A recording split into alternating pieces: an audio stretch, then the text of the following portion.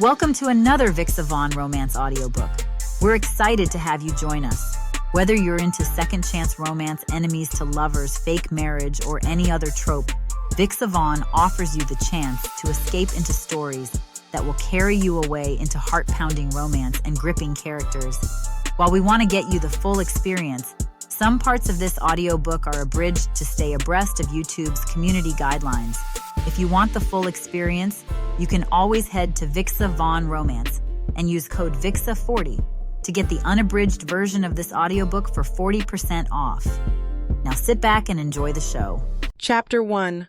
Violet, I fall into the chair like a sack of bricks. My muscles ache, and I can feel a thin layer of sweat clinging to my skin. Just 1 second, Violet, I tell myself, knowing I can't get too comfortable. 2 hours of rehearsals, a short 40-minute break, and then we're back at it. Although I'm used to it, my body still struggles to recover.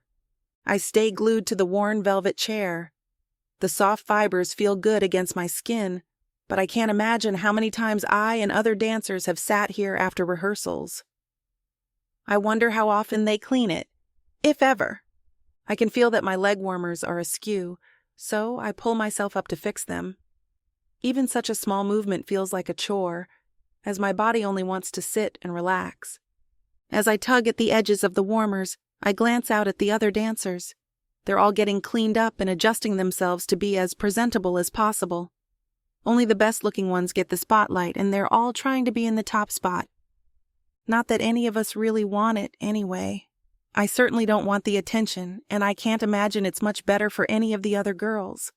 They're all here to try and leverage the show to get bigger and better opportunities elsewhere.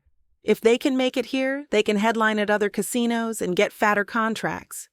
Getting paid to dance, there's an idea I once had, but one that I've long since forgotten. 5 years. It's already been 5 years. It simultaneously feels like no time has passed at all and like I've been here for an eternity. Rehearsal, show. I've lost count of how many shows I've done, how many routines I've had to learn, how many times I've had to smile at the audience until my face hurts. At this point, I'd settle for a crappy studio apartment above a dive bar if it meant independence. No more burlesque shows, no more gaudy feathered outfits, no more paying off debts that aren't mine.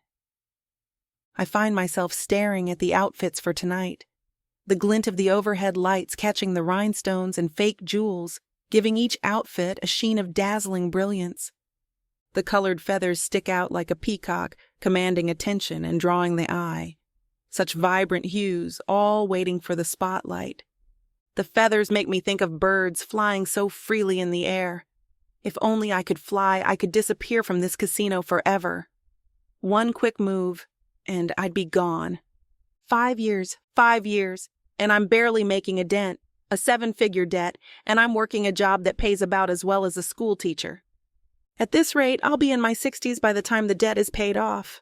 I imagine myself as an old dancer, carefully pulling the outfit over my wrinkled, saggy body. The image is enough to bring tears to the surface. My whole life wasted, all because of my father. I wipe a tear from my eye when I see Parker's shadow behind me. I make it look like I'm wiping sweat off my face, getting ready for the next round of rehearsals. I don't want him to see me crying. Good evening, Violet. His words creep around my shoulders, stinging my ears. I glance at him in the mirror. I don't want to see him face to face. Hello, Parker. I sigh. These are for you, he replies. I can feel the soft petals of flowers brush against my skin. He's bought me another bouquet. That's the 3rd one this week. Thank you, I say softly. I don't even look at the flowers as he sets them on the vanity next to me. Suddenly, his hand is on my shoulder, pulling me around to face him. That's it? Just a week, thank you? I paid a lot of money for these flowers. He looks scorned, like a petulant child about to throw a tantrum. I appreciate the sentiment, but I don't have anywhere to put them.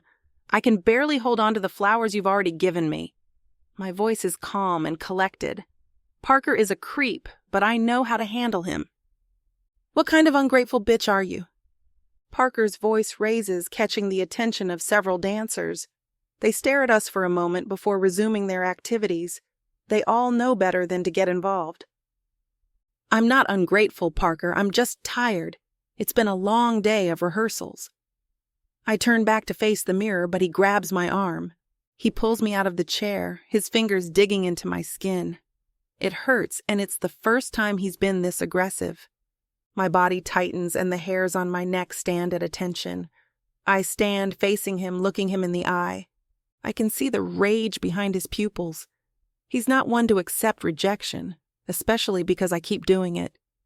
I think he's finally reached his breaking point. What the hell is your problem? You don't like the attention? What, am I not good enough for you? Parker, it's not that. I'm flattered by your advances. I really am.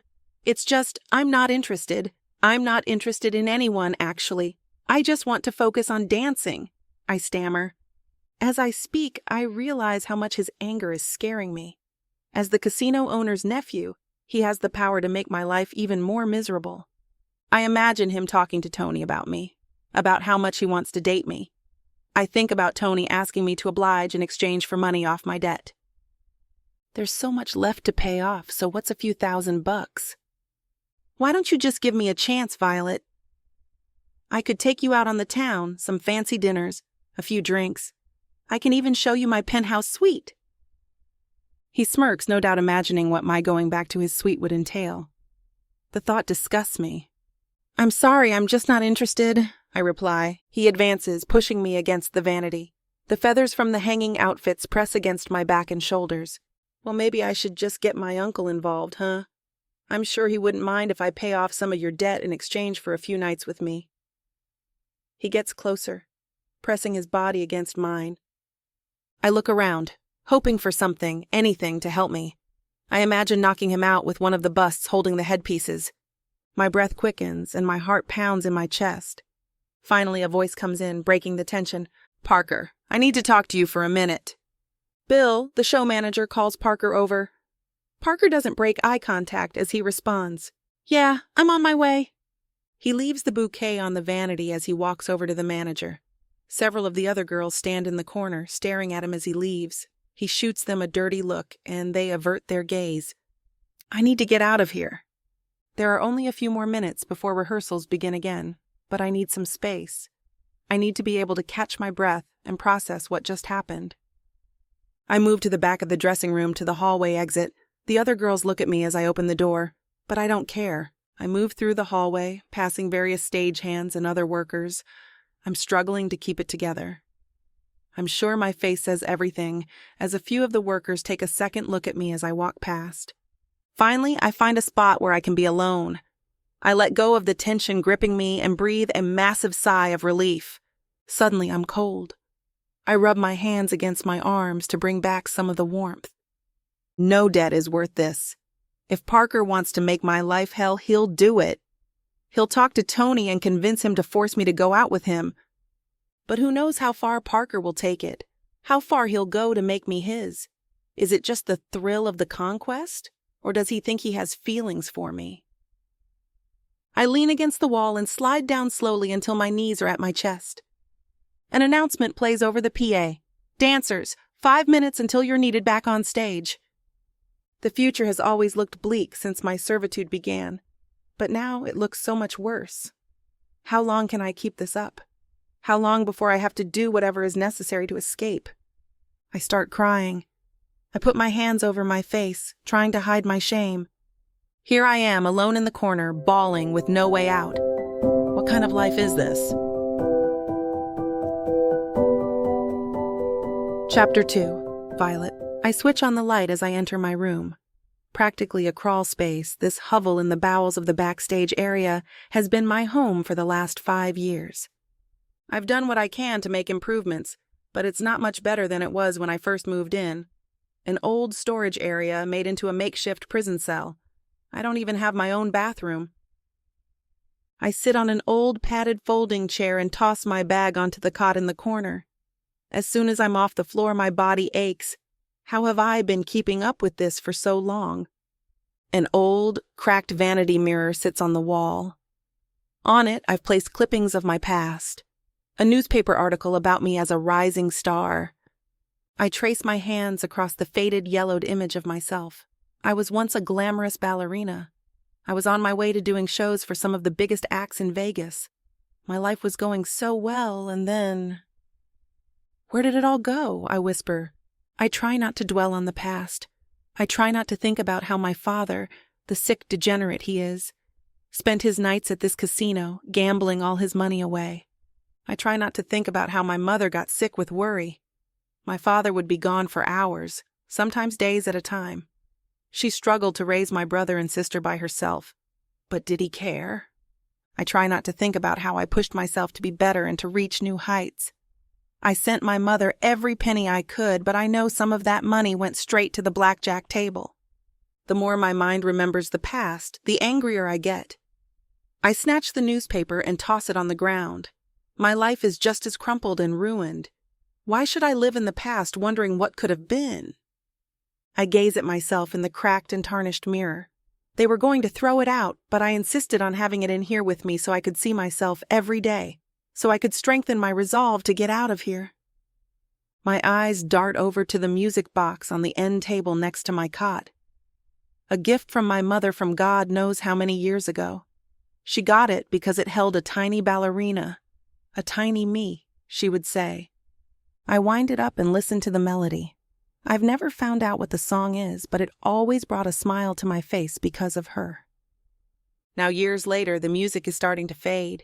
It skips at times, but to me, the melody is just as strong as ever. I strike a starting pose. First position on the feet, third position with the arms.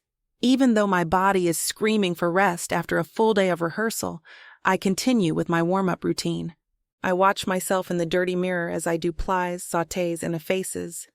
I can tell I'm out of practice. My positions are messy, and I'm not holding my arms as tightly as I should. I can't remember the last time I practiced. Sweat drips from my brow as I push forward. I practiced these moves for 10 years. They're burned into my mind, just like my father's betrayal. As I spin in front of the mirror, my mind flashes back to the night everything changed. "How did rehearsal go?" Axel asks. "Oh my God, it was so intense. My muscles are on fire right now," I reply.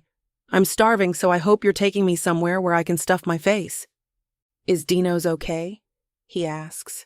I beam. "How did you know I was craving it?" "I remember you mentioning their fries the other day. We haven't been there in a minute, huh?" He smiles. "You're amazing. I love you." I reach over and kiss him on the cheek. A few minutes later, we reach the diner. It's an old-school place with no indoor seating and the original menu still on the wall. "One order of pastrami fries, a grilled chicken sandwich, and a large Sprite, please." I bounce up and down in anticipation.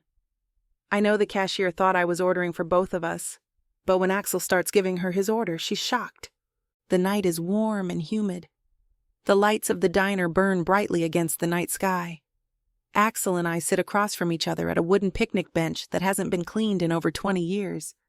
He takes my hand in his, gently rubbing the back of my knuckles with his thumb. It's the peak of his affection for me. And I love when he does that. It sets me at ease. No matter how hard I push myself, no matter how much my muscles ache, I know one moment with him and every bit of tension in me simply melts away. This is how it was with us.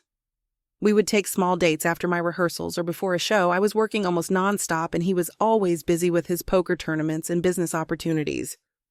Still, the simplicity of our relationship is what made it special. No grand gestures, no lovey-dovey stuff. Just the two of us enjoying each other's company, usually while gorging on greasy, fatty foods. Axel reaches for some of my fries, and I bat his hand away. "If you wanted some, you should have ordered them." I speak with my mouth full, but he doesn't mind. I don't want a whole plate of fries. Unlike you, I don't burn 3,000 calories a day. I have to watch what I eat. He smirks. "Well, that sounds like a personal problem.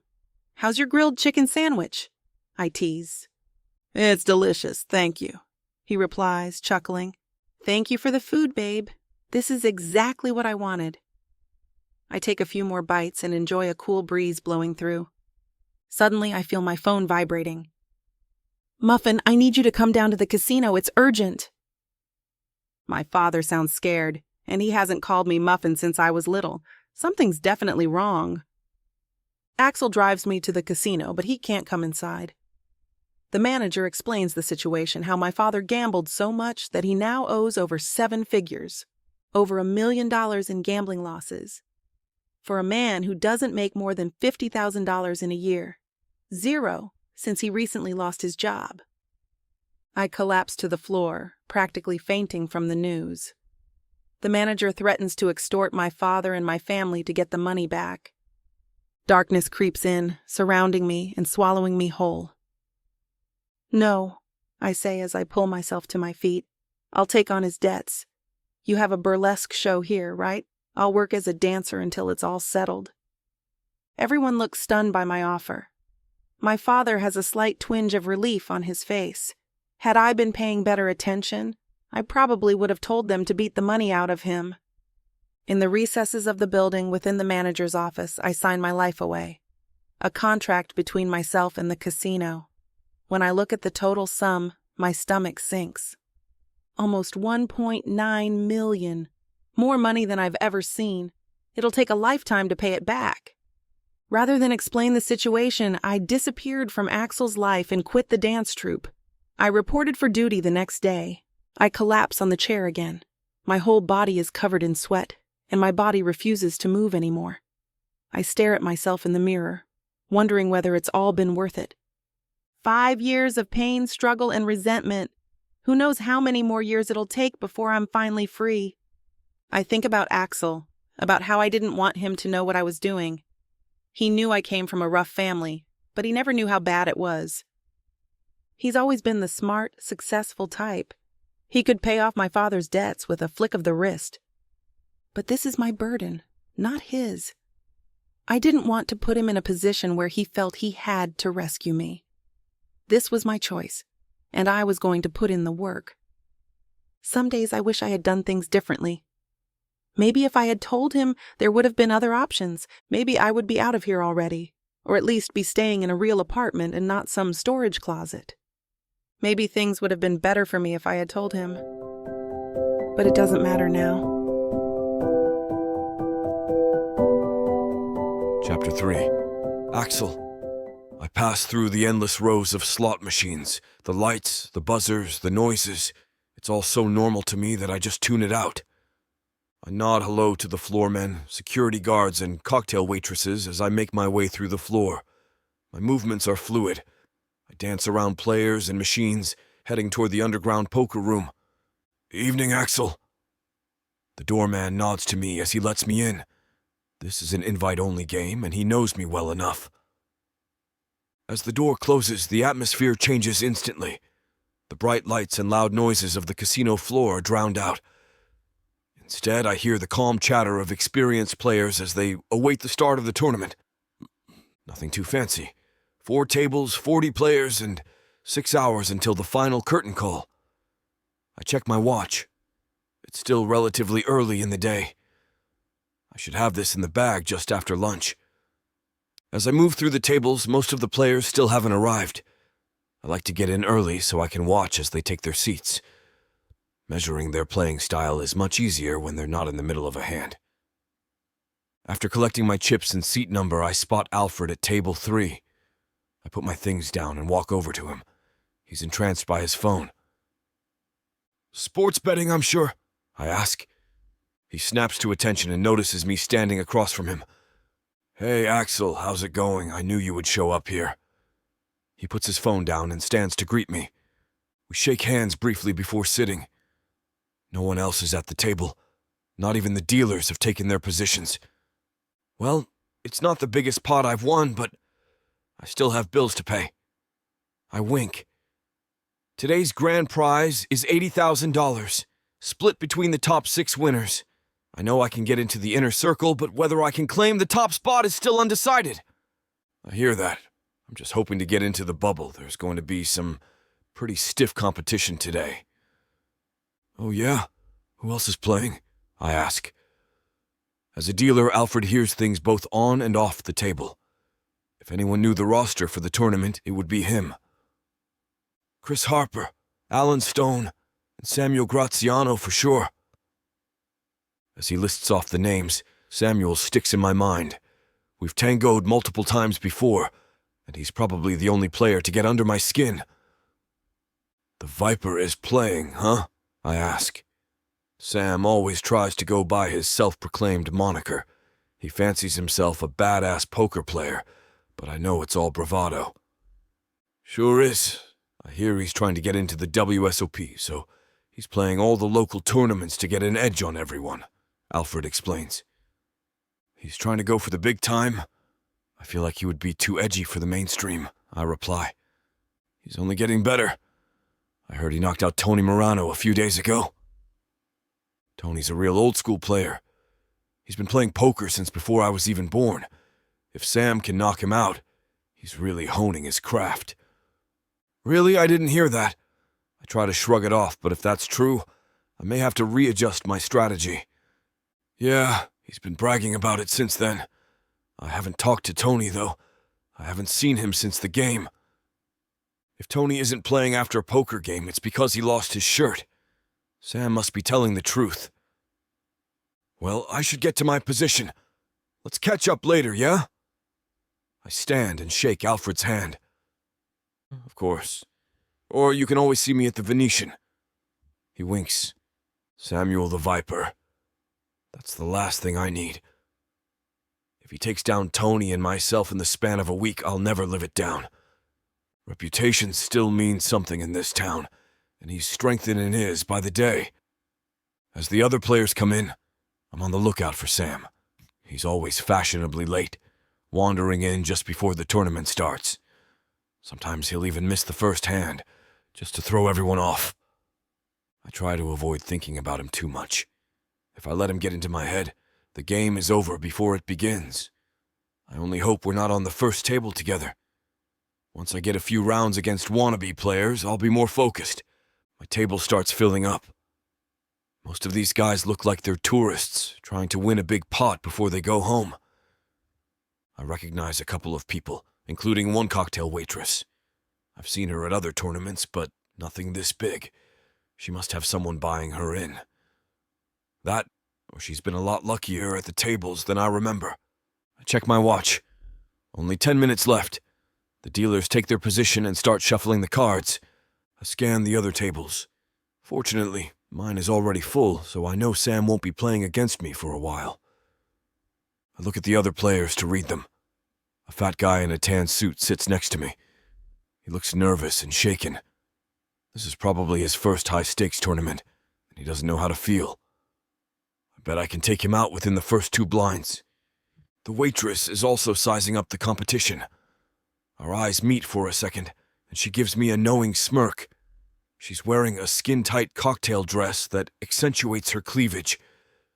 She knows what she's working with, and she's not afraid to use it to her advantage. Finally, Sam walks in, acting like a rock star. Sorry I'm late, everyone. Traffic was a bitch. He chuckles. Everyone stares at him as he makes his way to the registration table. He's wearing his signature black cowboy hat, sunglasses, and biker jacket. His tattoos creep up from his collar. He literally got a viper tattooed on his neck to drive the point home. I try to avoid looking at him, but he's hard to miss. He sees me and smiles. I catch a glint from his golden tooth, reflecting the overhead lights. As he moves to his seat, the dealers start throwing the cards. My first hand is a queen of hearts and a 9 of diamonds. Nothing great, but we'll see how it goes. On the other table, I can hear Sam with his signature shtick. He loves to react to each hand and talk through everything. It pisses everyone off, making them lose focus and push in stupid bets. I know better than to get reeled in, but he has a habit of getting under everyone's skin. He always has some remark or comment that breaks through the surface. The first hour goes by pretty smoothly. I wind up knocking out Mr. Tansuit along with a couple of others. Now that the tables are starting to thin out, we'll have to merge. Right now, I have 6 at my table, but we'll probably have to regroup before the next break. Alfred comes up to me and notices my stack. I'm the biggest winner so far. Looking good, Axel. I wish I could say the same. Some pro wannabe limped in and won on the river. I had him until the end, but it cost me a lot more than I wanted it to. Yeah, I hate those river rats. How's Sam doing? I ask. He's like you. He's knocked at least 2 players out and has the big stack by a pretty wide margin. He's got everyone playing tighter than a drum. After the next set of blinds, we're down to just 2 tables. Sam's on one and I'm on the other. The waitress is seated next to me. Hey, you're Axel, right? She asks. How'd you know? I reply. I've seen you around. I work at MGM. I know, I've seen you there too. I didn't think a cocktail waitress could afford a buy-in like this, I tease. I get a lot of tips, what can I say? She smiles. I can imagine.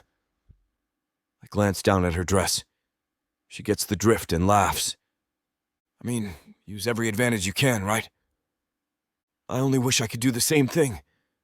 But my chest is nowhere near as distracting. She laughs again and touches my arm. I'm not sure if this is a tactic or if she's really flirting. I'm Anna. She reaches out to shake my hand. Nice to meet you officially, Anna, I reply. Likewise. Sam makes a whooping noise as he wins his hand. Other players groan and mumble under their breath. So, who's going to take him out, you or me? She asks. He's mine, darling. I wink. We'll see about that. Chapter 4. Axel. The thrum of the crowd is deafening. The casino is full, and people are packed in, waiting for the cabaret show to start. Mr. Gray, I have your check ready, sir. The attendant pokes out from behind me, her voice narrowly cutting through the cacophony on the floor. Thank you. I turn to face her. She's cute and has her hair in buns poking out from the sides of her head. She holds out a clipboard and has me sign for the check. I fold it and put it into my pocket. First place, as usual. 40 grand in my pocket and another 10 from the craps table a little while ago. Not the most money I've made in a day, but it's still nice to have it. My mind replays the final hand between Sam and myself. I remember feeling the tension of the last card before it flipped over, giving me a full house. I got lucky, but I should have been smarter. I knew Sam was baiting me, but I just couldn't give him the satisfaction. As if his name was called by the heavens, I see him moving through the crowd.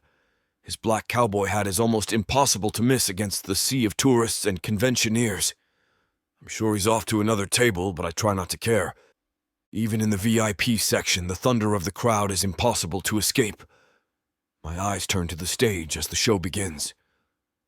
Applause and cheers erupt from the floor, drowning out everything else. I'm not usually one to take in a cabaret show, but I have nothing else to do, and I don't feel like going home. So, I might as well take in the sights and have a few drinks before calling it a night. Suddenly my mind starts drifting back to Violet. Seeing the dancers come out and take their positions reminds me of her. Endless dance classes and rehearsals. She would always practice at my place whenever she got a chance. Her whole world revolved around dancing. And then, without warning, she left. Thinking about the past makes me shift in my seat, so I try to push it out of my mind. The show itself is nothing I haven't seen before. Lots of feathers and sparkly outfits, and lots of kicking and pageantry. Nothing like what I used to see Violet doing. Her dancing was far more fluid, more acrobatic. I barely pay attention. The dancers a blur. When a new set of dancers join the stage, I decide to head over to the poker room.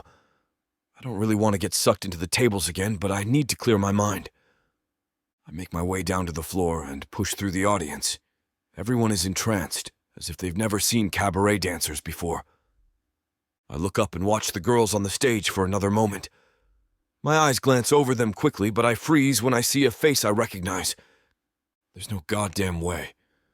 Her head is covered in a feathery cap, and she's moving a lot, but I'd recognize that face anywhere. It's Violet. It's really her, right here, right in front of me. I'd recognize her curves anywhere. Those bright eyes, her dark skin, the graceful moves of her body. The rest of the crowd disappears.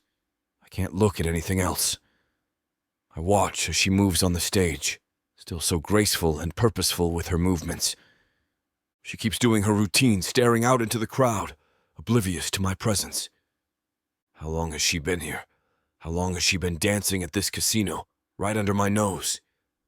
As if she can sense my presence, she looks down and catches my gaze. She looks away immediately. But I can tell she recognizes me. She's too much of a professional to let me disrupt her routine. But I know her. Finally, the song ends, and the dancers start filing off the stage. I watch as she tries to move to the head of the group. I have to see her. I have to talk to her. I have to see her face to face, no matter what. Pushing through the crowd, I shove past people, some of whom call out in anger. But I don't care. When I reach the door to the backstage area, I push it open.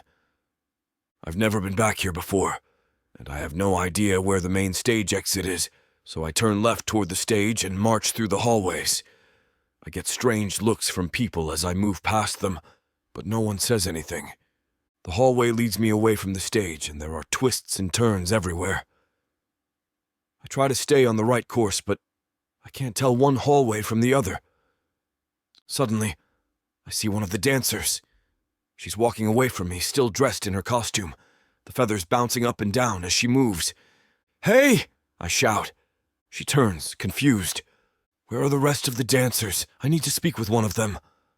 "Are you part of the show?" she asks. "No, I'm a friend of hers. I need to talk to her." Her eyes dart around the hallway. I don't think you're supposed to be back here.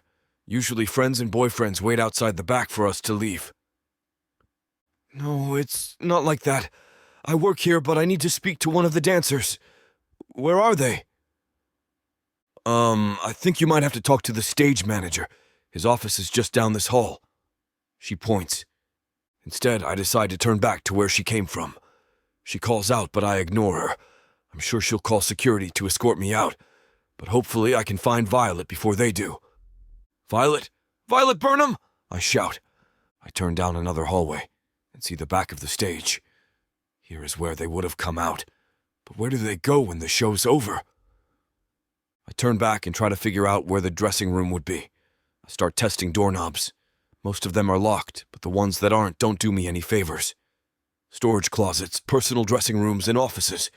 With each new door, more people start questioning who I am and what I'm doing here. I continue to storm through the halls, hoping and praying that somehow, some way, she'll just appear before me. Finally, my luck runs out. "Sir, you have to come with us right now. You can't be back here." The security guard's voice is calm and stern. I go without a fight. The two of them lead me back to the casino floor. I know it was her. I know she saw me. Beyond that, everything else is a mystery.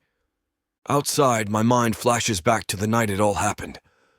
The phone call at the diner, racing over to the casino. I remember waiting for hours after she went into the office. She didn't tell me what happened, but I knew it was serious. I remember sitting in the lobby watching the world go by, wondering and waiting to find out what was going on. Her face went as white as a sheet when the call came in. But what could have triggered such a reaction? She's not a gambler, so I know she wouldn't be in deep with the casino. Besides, I could always bail her out if need be. I remember when she finally came out to see me, her face was blotchy and puffy. She had been crying. A lot. "I can't see you anymore. I'm sorry." That's all she said. I thought we were happy together, and suddenly we're strangers. No warning, no explanation, nothing, just, "I'm sorry," and that was it. That was 5 years ago. And now she's working here somehow, as a cabaret dancer, no less. My mind starts to hurt from the unanswered questions. I can't believe she's really here. I can't believe she's been working here and never reached out to tell me. A flood of emotions comes into my brain, and I can't think about anything else. I need answers, and I need them immediately. But if I can't manage to find her, there's someone else I may be able to talk to. Chapter 5, Violet. I lean against the wall, my skin cooled against the stone, and my eyes start to wander to someone it shouldn't. Axel Gray. A man of many talents and appeal. He had been what I thought was the love of my life. A love, maybe not the love. That is how I frame it now anyway. We spent many years feeding into each other's dreams and high-strung perceptions of reality. Him, with longings for poker stardom, and I to reach the pinnacle of my artistic ambition. It was what kept me alive during those sorrowful years of plight with my family. My father had done some shady things, peeking his head in and out of my family's life whenever his addiction sedated into hibernation. My mother took him back every time. I could only comprehend it based on something I felt flowering in the pit of my chest for Axel, a love that was not only unconditional but delusional as well. I listen, daring to curl my hand around the corner of the corridor. I hear the bells and chimes of casino living, a muted, dull horror I have grown accustomed to. I bring one hand to the crimson carpet below and tangle my fingers in the fabric. A grounding technique I learned over the years of uncertainty and anxiety returns like a warm, comfortable blanket. I take in 4 seconds of breath, hold for 4, then breathe out in a long, steady stream to find equilibrium again. The panic subsides, thankfully, but I'm left with a sickening sensation of longing that is both gruesome and exquisite. I slowly slide myself back up from the floor, using the wall behind me as support, should another spin of fear consume me. One of the women I dance with comes around the corner. "Violet, are you all right?" she asks, tilting her head with concern. You look like you were lost for a second," she teases. "Oh, I'm fine," I say, floating past her. "Just tired is all. Some of those routines are exhausting." Her forehead creases together, following me with her bright glare. "Didn't you used to dance professionally, like a ballerina or something?" I wave off Christina's oddly perceptive observation. "Something like that. I've got to go. The next set is up soon." I turn and carry myself down the hallways without waiting for another reply. Axel remains in my thoughts as I creep into my dressing room. I am thankful that it's empty and sink into one of the broad, floral-patterned couches that have likely seen a salacious thing or two. My head falls to my hands. My stomach recoils with regret and guilt. I know what I did to Axel, and I am sure that it is not far from his mind. I'm glad that I evaded Axel, yet the twist in my gut is taking a long time to heal old wounds. But now that he knows I work here, how can I continue to avoid him? I stand up from the couch and approach the mirror, pulling my headdress off and sighing with relief. I toss it onto the vanity table and plop myself into the seat. For a second, I start to consider weaving my way back to him, the man who made my heart and body shudder with a magical essence of being so purely alive. I have never felt that thrill outside of dancing. I could apologize, tell him why I had to leave. He might understand, or he could get angry. He could want nothing to do with me. I could be wasting my breath, but maybe I have to try anyway. Seeing him out there, feeling the way I felt afterwards. I just don't think I can go on and pretend like that didn't happen. The rustle of costumes and echo of distant laughter thwart me out of my musing. There is another set to perform, and I've got to get out there. "Set in 5!" a cast producer bellows. I sigh and retrieve my headdress before leaving the dressing room and facing the music. Chapter 6. Axel. "We've got an Axel Gray here to see you," the security guard speaks into his walkie-talkie. When I couldn't find Violet, I did the only thing I could think of, which is why I'm here, meeting up with the casino owner himself. I need to know why she's even working here, how she got here. After confirmation, the security guard leads me to the owner's office. I know how to act in these situations. I've been privy to many meetings with casino owners and poker liaisons who try to intimidate the men and women who keep their careers afloat. I play the hand as the semi-intelligent, cool card player. You do not ever really let them see who you are, or your entire gameplay is shot. I walk into the room and the door seals shut behind me. The office is riddled with cigar smoke, yet maintains a tacky opulence to it. Chapman is sitting behind a tall desk and a high bat-wing chair, absorbed in the flickering ambience of multiple security camera screens. He is hunched over and facing away from me, Cigar smoke hovers and billows up toward the yellow-stained ceiling. When he turns to face me, I trot over the bear rug, its primal mouth stuck into an internal gaping howl. "Ah, yes, Axel Grey," he says, opening his arms wide as if to embrace a family member. "I have heard so much about you, good sir. You are nearly cleaning me out of house and home, no?" There is a lilt of a Slovakian accent muddled by years of Americanization. I smile faintly. "That is one way to put it." I move closer and hold my hand out. Chapman claps it into mine and shakes it with a snarling grin. He is still hunched over, half sitting, like an ailing king perched on his throne. "Great to meet you," I say plainly. "Even better to meet you," he mumbles. "Come now, would you like a drink? Then you tell me of your woes." He struggles to his feet, setting down his cigar, and lumbers toward the bar trolley. I am quick to deny him, but that doesn't stop him from taking his own heavy-handed pour of vodka tonic. I am sure that it is not difficult to imagine how swimmingly alcohol goes with a bit of gambling and casino ownership. "This won't be long, Mr. Chapman," I say, waving my hand in the air. "I have another game to get to. I wanted to ask you about Violet Burnham, one of the dancers." He turns to me with a reptilian, sneaky smirk. "Violet Burnham, yes. You want her as a gift? I can arrange for that. Wouldn't be the first time someone's come in here begging for one of my girls." "Oh!" I blink once, then twice. I rely on my cool smile, not wanting to contribute to his objectification, but also wanting to avoid qualms while still cranking out information. "No need. I wanted to know why she is here. We have history." As I say the words, that very history pours through my mind. Images of innocent date nights at brightly lit cafes, snuggling together in spite of the summer heat, and watching whatever movie was on that night, laughing together outside the Bellagio fountain. All of it makes my thoughts swim, as if it were only yesterday I called her mine. It makes this man's treatment of her feel even sicker. "Oh, she is your woman, then?" He picks up the cigar that he placed down on the ashtray, still smoldering, and wraps his lips around it.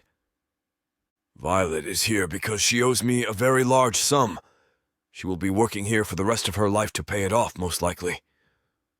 My stomach churns, and a sour taste dampens my throat. "If Violet owes you a debt, I will pay it. Hands down cash today." He cocks a bored eyebrow. "You want to free her from her bondage?" he asks, voice raspy with thinly veiled sarcasm. I lean forward slightly as smoke continues its futile climb upward. "I do. Let me gather up my winnings and check my account. Say the number and she's mine." Chapman is intrigued. He offers a number that's abhorrent, but not entirely out of the realm of possibility. "But only for tonight. If you don't get it all together by midnight, then she remains my dancer." Damn. I grunt amongst the ruins of the slot machine's glow. I have one more game to play, and if I am able to come out victorious, then I will have enough to pay off Violet's debts. My mind is taken by considerations of her suffering, and I begin to question whether or not I can pull it off. But I'm also a shark. I thrive under pressure, and my thirst for blood is boundless. I return to the table with the highest stakes of the tournament. Samuel is there, of course, his narrow, silvery eyes glaring at me like a hunting predator. "Back for more," he jests. "Always," I reply, sitting across the table from him as the dealer flicks our hands like raining bullets. I zero in quickly, thoughts of Violet and our sordid history whispering in the attic of my mind. She'd been around for many of these games, and acted as an unwavering support and delightful prize at the end of a draining tournament. The game goes on, and I watch as Samuel nearly triumphs over me. I channel my fear into focus, my thoughts solely of Violet and rescuing her from all this. "Once again you are the man," Samuel says, extending his hand to shake. "I sincerely hope that the prize is worthwhile." Something glints in those steel wolfish eyes. I shake his hand and give a little extra squeeze along his forearm. He does not wince. "I assure you that it will be," I retort back. My congratulations are handed out by the other players, and I retreat back to the lounge. Once I am left alone, The adrenaline from the game begins to die down.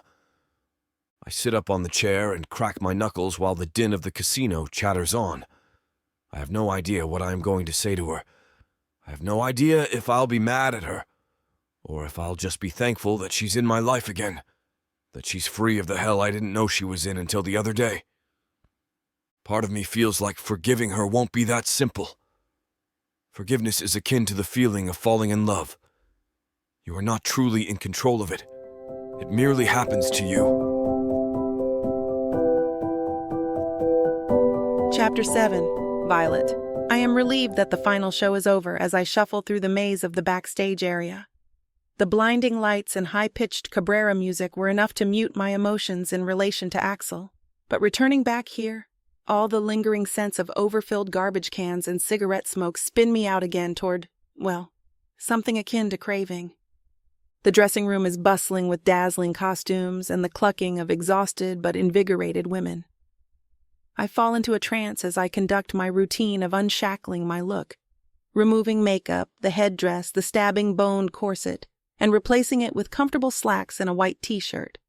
The women are chattering away, seemingly satisfied with their life choices, and a knock bangs heavy on the door. Christina approaches, a veteran of the practice. "There's a room of nearly half-naked women in here," she says playfully, without opening the door. "And as much as I know that sounds like paradise, you can't come in." Some of the women snicker. I am in the bathroom, wiping off the remainder of the thick mascara and teal-green eyeshadow. "Orders from Chapman," the man at the door grunts. "He wants to see Violet Burnham. Now." The camaraderie in the room falls eerily quiet, and I pause, waiting for Christina's rebuttal. I know there won't be much. No one, not even a seasoned vet like in the art of burlesque dancing, is going to talk against the big boss. It's a feeling that is spread wide across all creative pathways.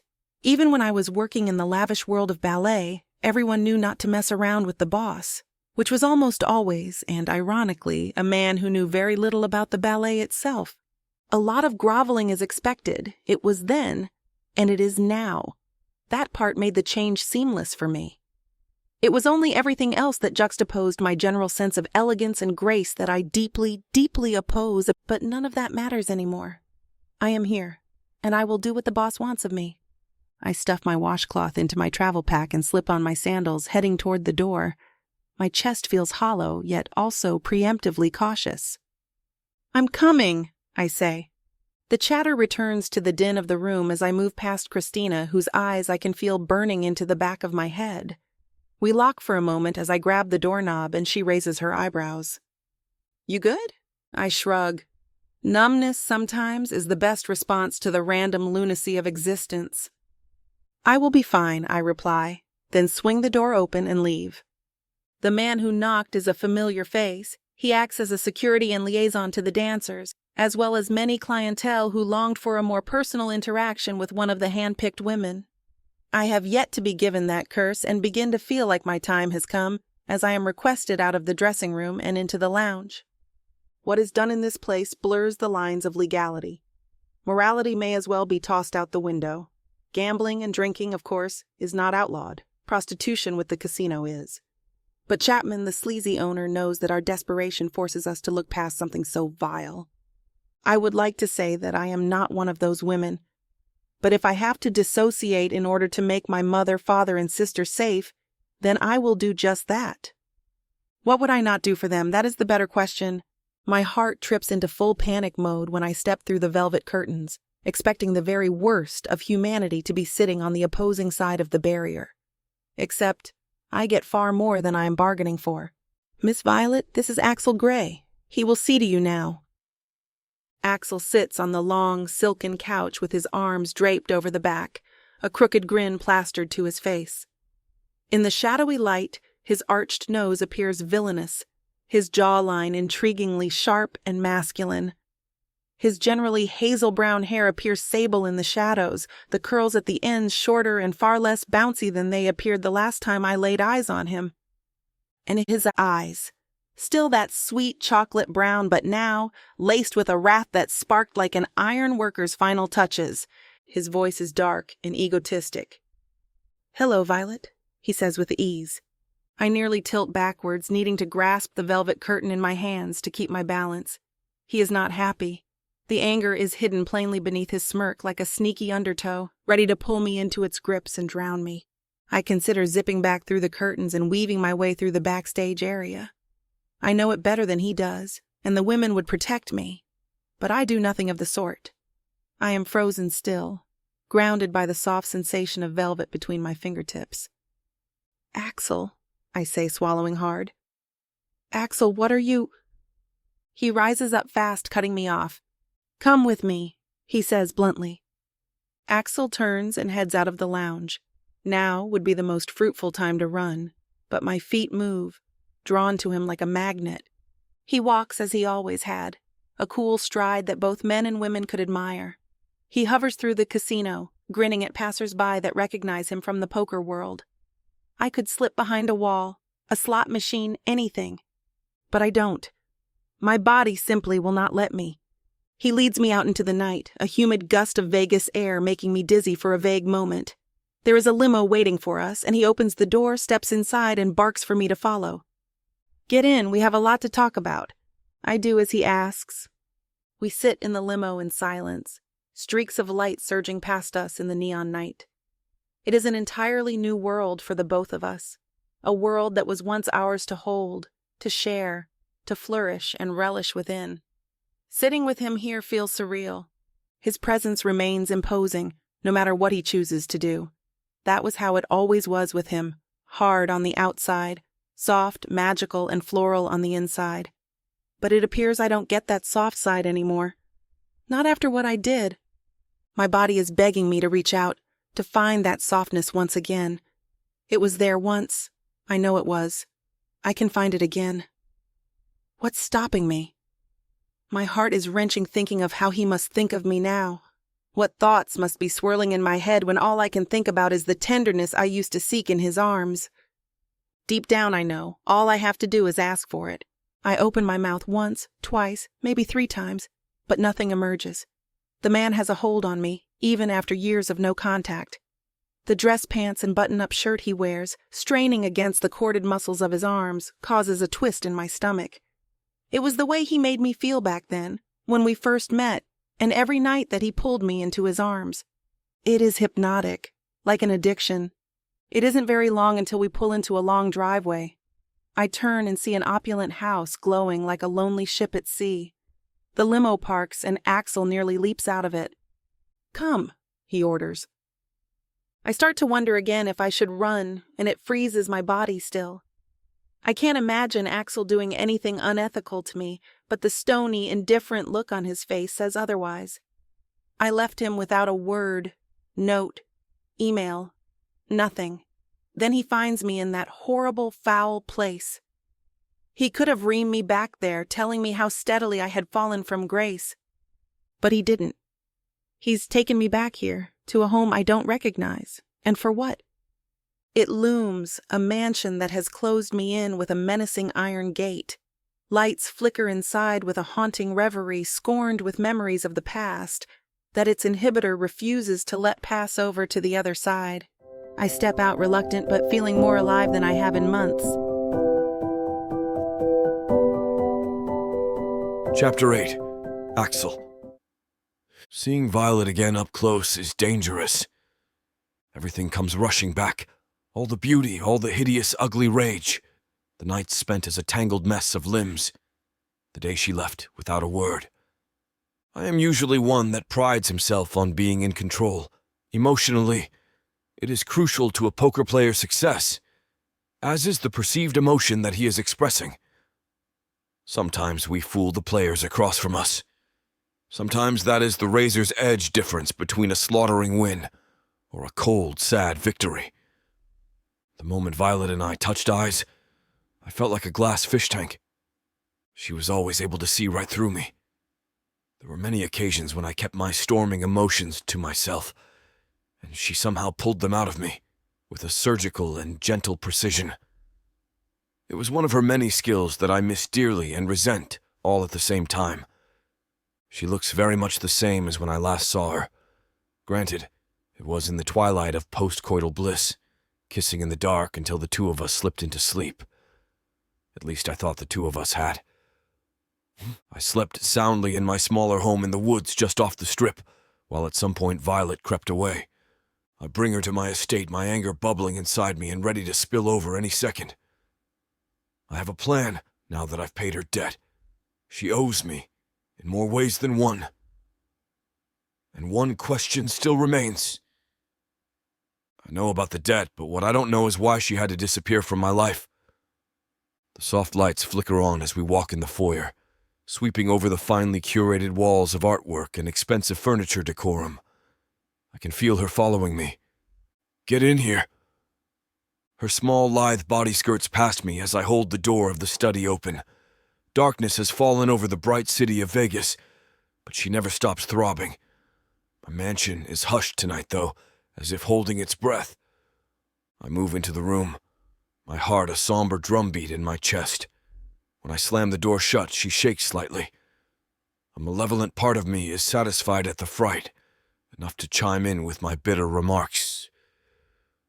She feels something, that's good, I snarl. Sit there now, on the chair. Violet looks behind her and backs up, cautiously, then sits down softly in the high-backed chair. Her poise remains as she sits up straight, her chest rising up and down in earnest anticipation, hands folded neatly in her lap. Her hair is tidy, pulled back into a bun the way she always did it before a show. I hate how striking she is, even after all of this time. To counteract my attraction, I move at her, towering as she lifts her chin to meet my glare. She doesn't jolt this time, and I'm a bit disappointed. Violet Burnham, I say, shaking my head laboriously back and forth. The renowned ballet dancer and performer, the epitome of sophistication and artistic integrity, now flashing some leg to get a few more bills tossed at her head. My words are biting, and I'm glad. She's staring up at me, and her eyes begin to glass over. The lantern lamp next to her flickers in a soft shine, but tears do not fall. And she says nothing.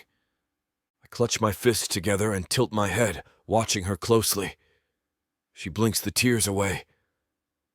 My voice somehow remains calm, low. Interesting to have taken my break from the tables, I say, inching in closer until my legs nearly drape over the arms of the chair. To take a look at the dancers everyone was talking about. They were all very beautiful, talented, no doubt, but none of them had any professional experience. Not like you, formerly trained in New York. Your name vibrating in the twinkling lights of the most cultured cities in the world. Violet blinks a few more times as the silence grows heavy around my throat. No tears spill, and she stays composed. I shake my head, then lower myself into a crouch. I perch like a gargoyle nearly at her feet, the appearance of groveling.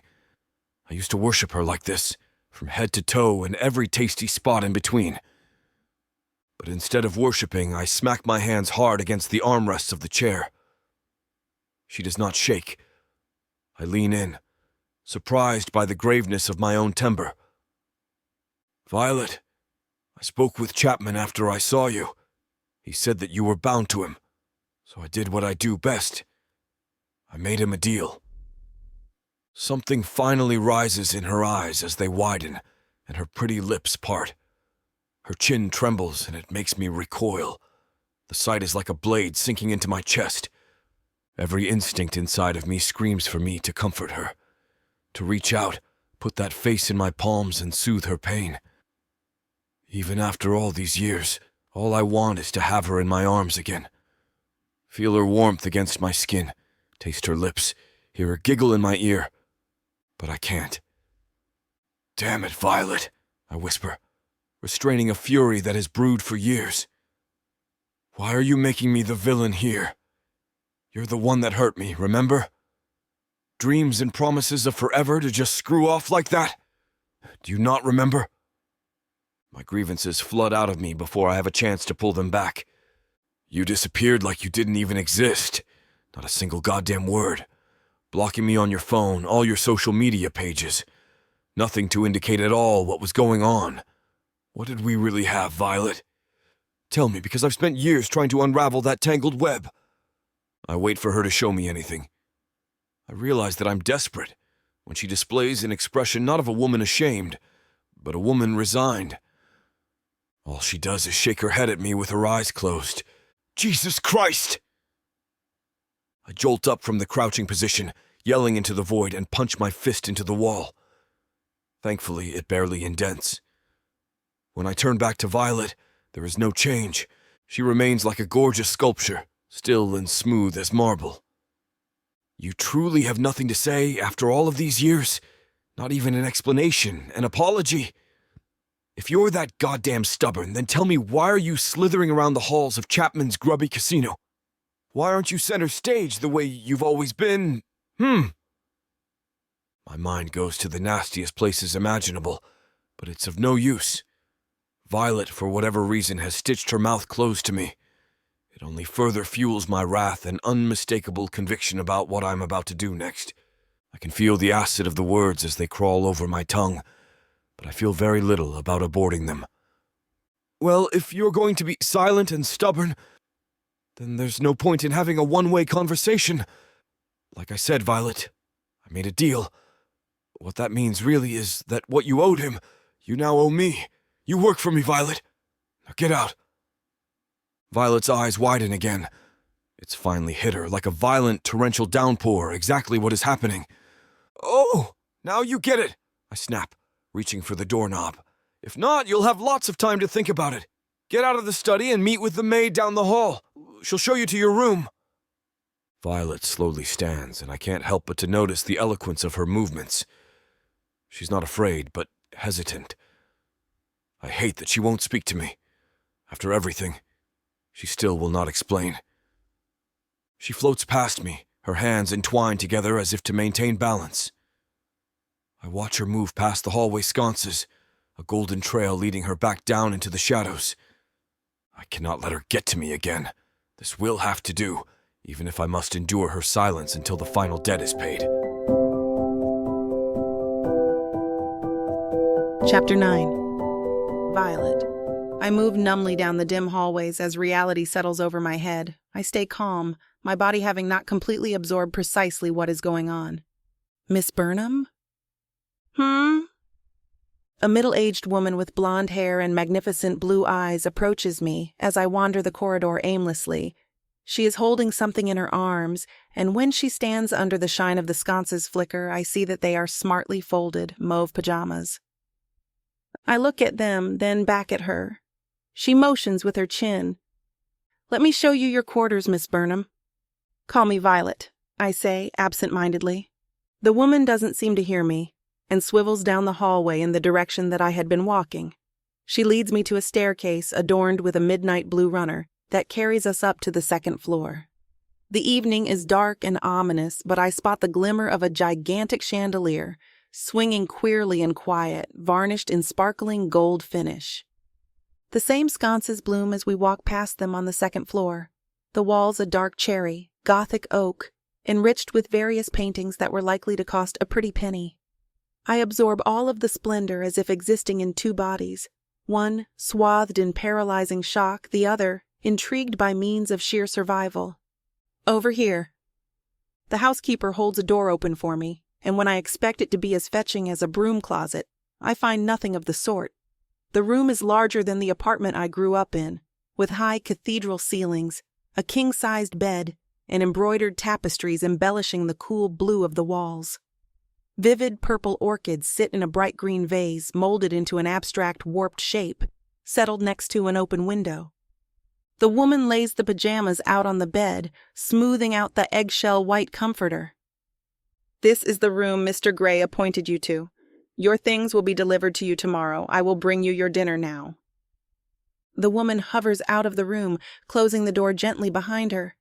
When her feet pad away into silence, I am left alone, a strange fusion of fear and bafflement turning my legs to rubber. In times of trauma, our bodies are apt at switching into survival mode. It is a way to avoid confronting truth, and more so, a protective measure. I sniff at my armpits and wince at the zest, suddenly aware of the dampness that had settled between my thighs and under my breasts as well. There is a private bathroom attached, so I head there, stripping naked as I go. The bathroom is just as ornate as the rest of the estate. There's a clawfoot tub, a walk-in shower with rose gold trimmings, and cactus plants placed conscientiously around the room. I switch on the water and stand beneath the cascade, the comforting coolness causing me to gasp. As I run my fingertips along my body, I begin to ruminate.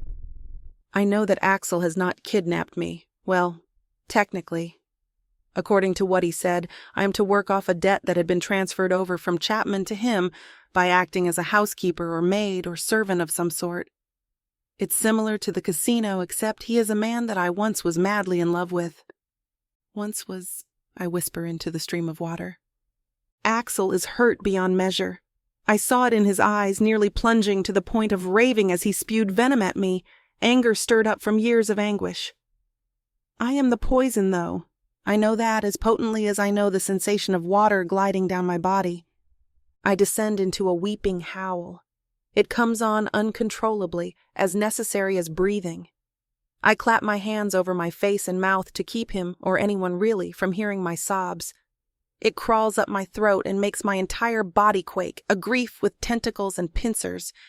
Eventually, the water runs icy, and my tears subside to ragged breaths. I quickly run the lavender-scented soap over my body and rinse off. I wrap myself in a warm, plush towel and wipe away the remainder of my morning. When I return to the bedroom, I see that dinner has been left out for me. 2 large slabs of steak, a baked potato, and a pile of creamed corn, set out sprucely on a silver platter. A cup of tea with a hint of lemon sits on the bedside table, steam rising up and disappearing out into the Vegas air. It's obvious that it wasn't Axel who put the meal together for me. I wouldn't blame him if he wanted nothing for me but a wedge of stale bread and tap water. Still with the towel on, I avoid the plate of food that I feel is far too thoughtful for me to consider. I go toward the skillfully folded pajamas, pick them up with 2 hooked fingers, and hold the fabric in front of me like a fisherman showing off his latest catch. The clothing isn't what I expected. It is a nightdress, but it isn't skimpy like the lingerie I used to wear for Axel. It is simple and modest. A part of me is disappointed, but even more, I am puzzled. I dab myself off and pull on the nightdress, which fits me perfectly. My stomach churns and whimpers, calling for the cooling, delicious-smelling platter of sustenance. I give in out of instinct, not wanting to further offend a man whose heart I put into a blender. I kneel next to the bed and pull the platter toward me. When I pick up the polished silver utensils, my stomach retracts its initial sentiment. The food below me appears as comforting nourishment, but the intent, I'm afraid, is one of force. I don't like that I am once again bound in some place I never chose to be. The food is needed, but the way it is given to me is like an animal at the zoo being fed around the clock. I eat anyway. I don't really have a choice. I feel my hands trembling, anxiety finally pushing past the many justifying and oxymoronic considerations. My heart races, making hasty guesses as to what all of this means and what lengths Axel is willing to go through to enact his revenge. I finish the food, nearly choking it down to make sure my body is given the fuel it requires to cope with what will come. The ash of Axel's resentments has stained my tongue and rendered any tastiness bland. I take the empty platter and set it next to the door, too terrified to open it. I return to the bed and plant myself down, my exhaustion heavy as an anchor. The tea has gone cold, but I don't care. I fixate on the orchid sitting in the distorted vase, likely hand-carved in pottery. It droops down and sways in the wind like a sad beauty, with its head hanging low. That is how I feel. I did something horrible to someone I was supposed to love. The wound in Axel is deep, and I feel that no explanation, even the one about my father's debts, is sufficient to remedy it. He wants me to know how much I hurt him. And I know that he's not going to stop until I get it. He is tenacious that way. I pick up the tea and shoot it back like a shot of booze. I pull the sheets back on the bed and tuck my feet beneath the satin fabric.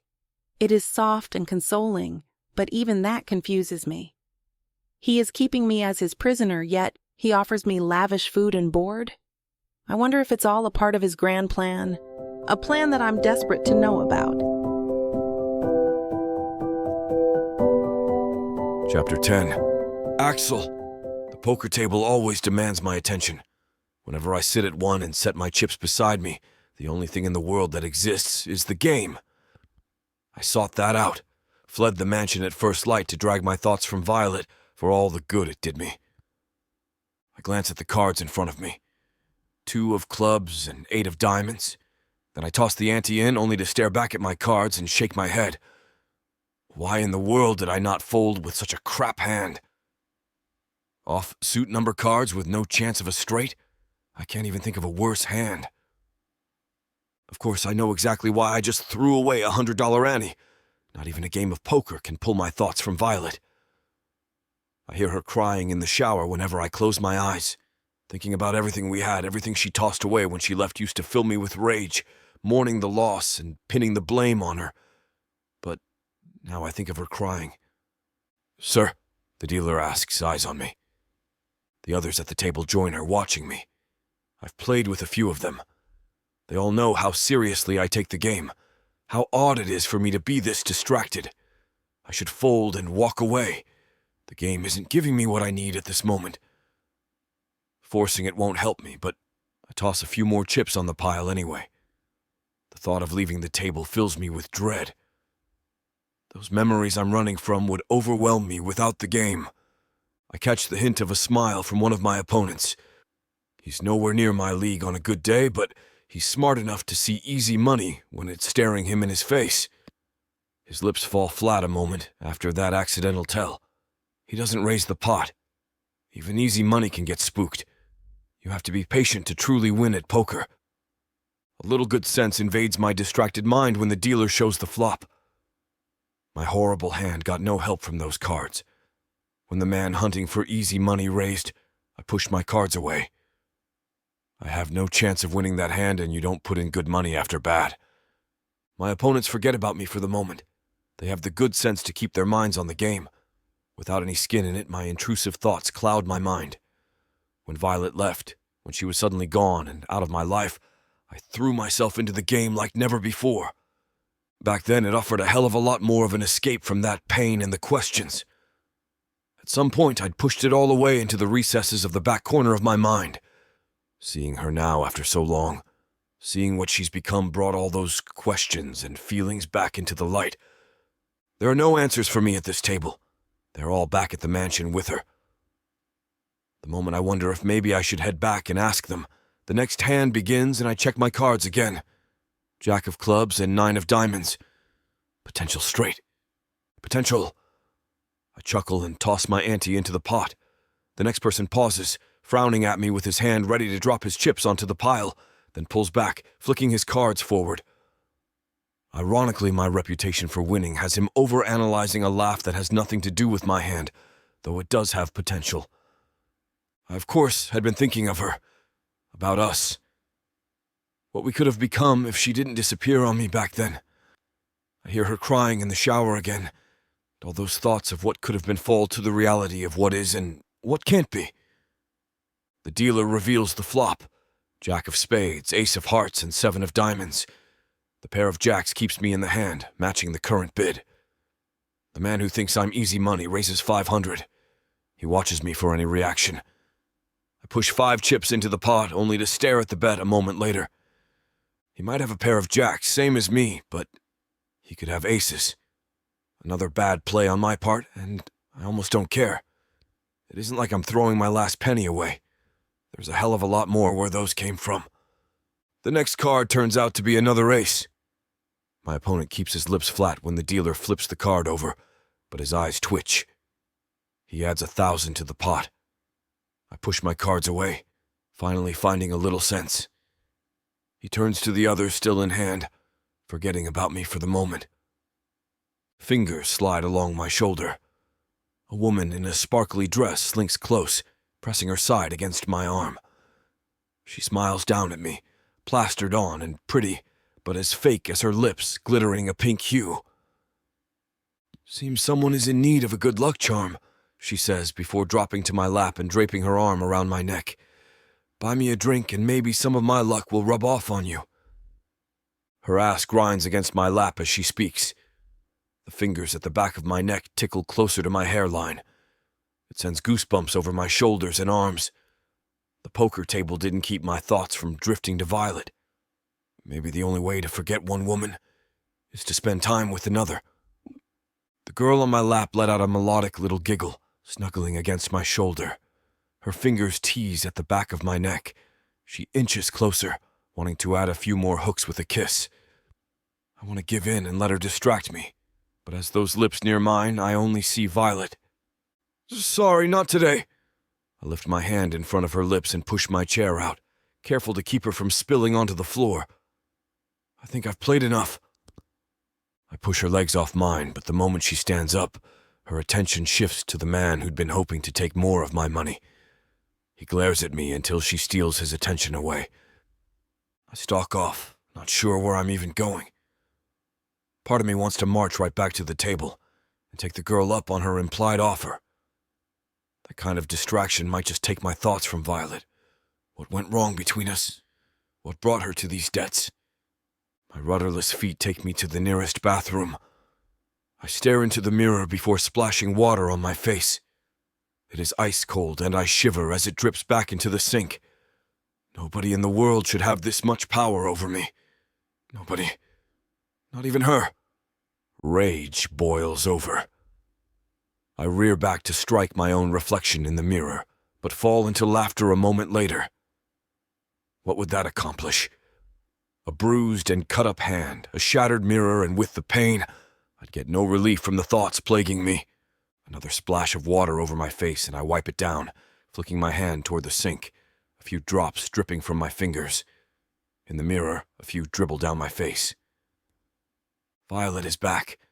The answers for all of those unasked questions is sitting back at the mansion. I stepped out this morning to try and clear her from my head, only to be saddled with thoughts and reminders of her. What the hell is wrong with me? My reflection shakes his head in kind. The last few stray drops of water fall from his face. I didn't leave this morning seeking distraction from Violet. I was running away from her. Maybe a part of me doesn't want to know those answers if I can't even face her to get them answered. I can admit that to myself now. Life is kind of like the flop in a poker game. You don't know if your cards are worth anything until the dealer exposes the rest. Sure, a part of me longs for those old days before Violet left, but the rest of me just wants the truth, even if a future isn't in the cards. There is only one person who can give me that. Violet. I need to hear it from her own lips, too. With that in mind, I march out of the bathroom and toward the exit. Violet and I need to have a long overdue discussion. Chapter 11. Violet. The mansion's dining room is cavernous and deadly quiet. The mammoth dark wood table could seat a dozen, maybe two, but Axel's maid put out only 2 settings at the head of the table across from each other. Only one of the 3 chandeliers offers its light, leaving most of the room in darkness. Axel watches me from his seat across the table. It's like he's sitting at a poker table with his face frozen, flat lips and dead eyes. He doesn't want to show any tells, but his fingers drum silently against the table without thinking. Well, while thinking about something else, he always used to fidget like that when in deep thought. I know what he is thinking when he looks at me. He wants answers I will not give. Maybe that is why he hasn't spoken a word since demanding I join him for dinner. He knows he won't get what he wants. Who does in this world? One of his maids steps into the room pushing a cart with steaming bowls on top. She sets one in front of Axel, then moves around the table to set the other in front of me. Axel watches the woman retreat with her cart before he finally speaks.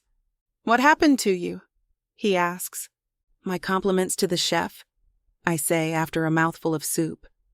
"You didn't answer my question," Axel says. "No, I didn't," I reply. He sucks in a breath and lets it out as a deep sigh. Those drumming fingers speed up.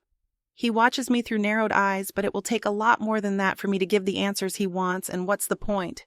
Will it change things between us?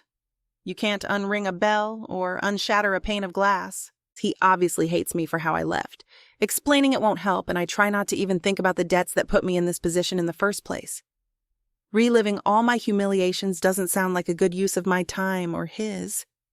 Why the casino of all places? Dancing like a cheap showgirl. That doesn't make sense, he says. Is that where you went today? I ask. Stop, answer my questions. I meet his glare and somehow don't flinch. That stone visage of a poker face cracks with a sneer. But just like that, it is gone with that practiced, neutral expression giving nothing away. I know him, or knew him, well enough to understand what is going on in that head of his. He wants answers, of course. He asks me for them, but there is always more with him, and that is what truly worries me. Buying my debt sure wasn't an act of charity. With the anger simmering under his surface, I have no idea what he will demand of me to pay that debt back. The man I knew back then wouldn't take things too far, but time changes everyone. I'm not the same person I was then, either. Just because he hasn't demanded anything horrible doesn't mean it will not happen. Is that why I goaded him with my lack of answers? Do I want to provoke him into showing if his true colors have changed? I ponder those questions as I finish my soup. Axel barely touches his bowl. When I set my spoon down in my bowl, he thumps his against the table and leans back, eyes never leaving me. There is an intensity to his eyes. I won't look away. Life might not be a game, but it can be a challenge and beat down as I am. I will not back down, not even from him. Dance for me tonight, he says out of nowhere. 4 simple words spoken as a statement, not a question or command, though they feel like the latter. I don't answer him, instead retreating into my mind, a million questions swarming. Is this where things turn dark? Does he expect me to be his private dancer, or even more? I mean, I've done it before with him, though things were different then. On stage, I keep my face under the same control as the rest of my body. An errant expression changes the entire tenor of a dance. Unlike Axel's actions at the poker table, it is harder for me to apply that control when I am not dancing. At this moment, I focus all my attention on keeping any emotions from my face. I nod. It's all I can do. I can't trust my voice not to quiver or give something away. Worse still, I don't even know what I'd give away. My thoughts are a swirl of contradictions.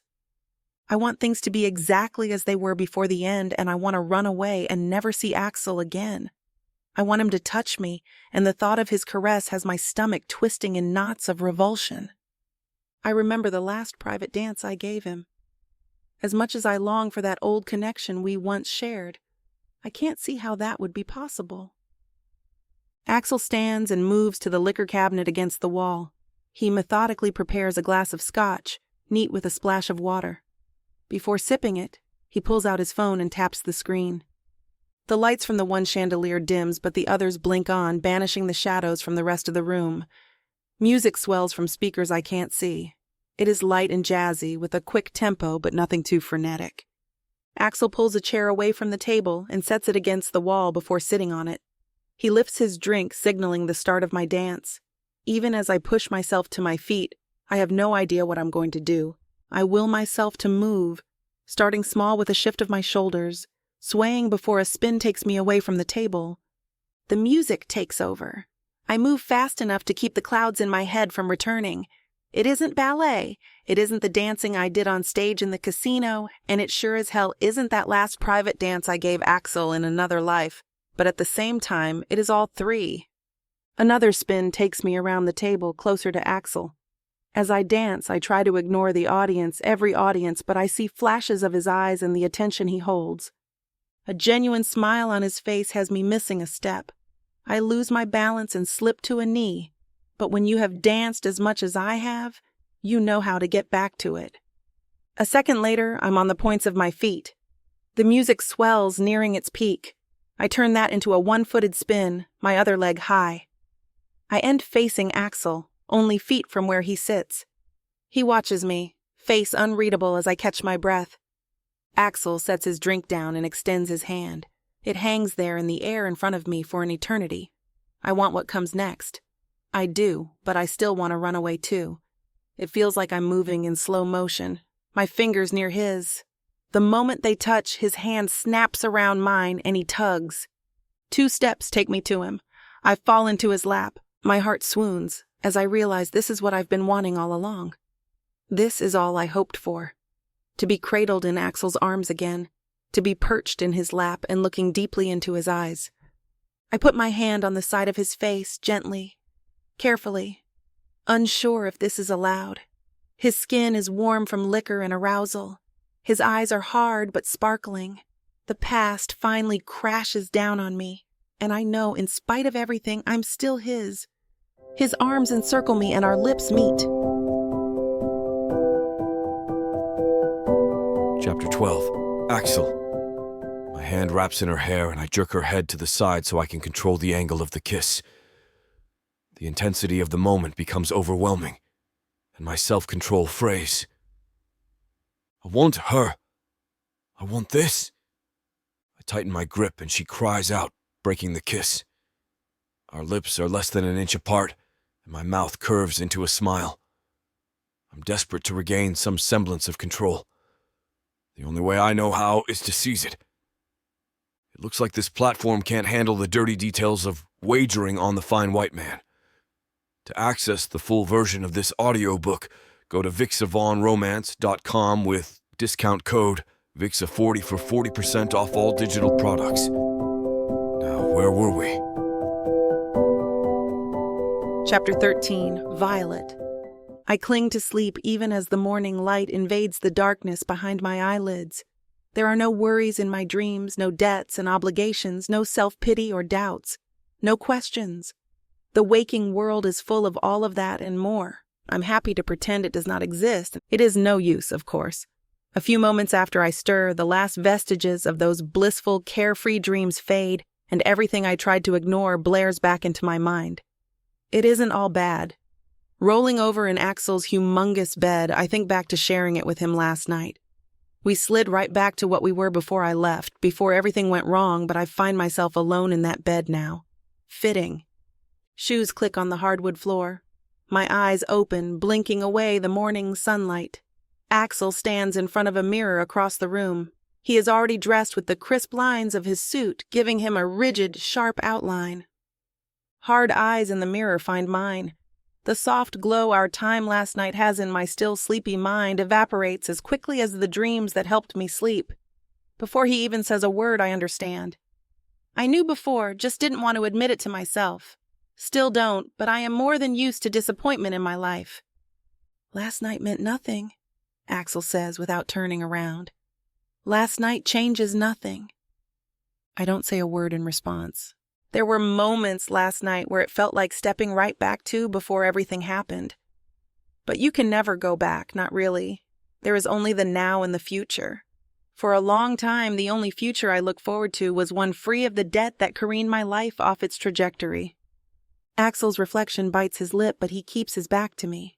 His brows knit. His eyes turn from me as he adjusts his tie. His next words come quieted without the edge of anger, or maybe less sharp, but still cutting. You can go home if you would prefer, he says, not looking at me even through the mirror. We can come up with another solution to pay back the debt I bought out. His tone might have been softer than the harsh, last night meant nothing. They hurt worse.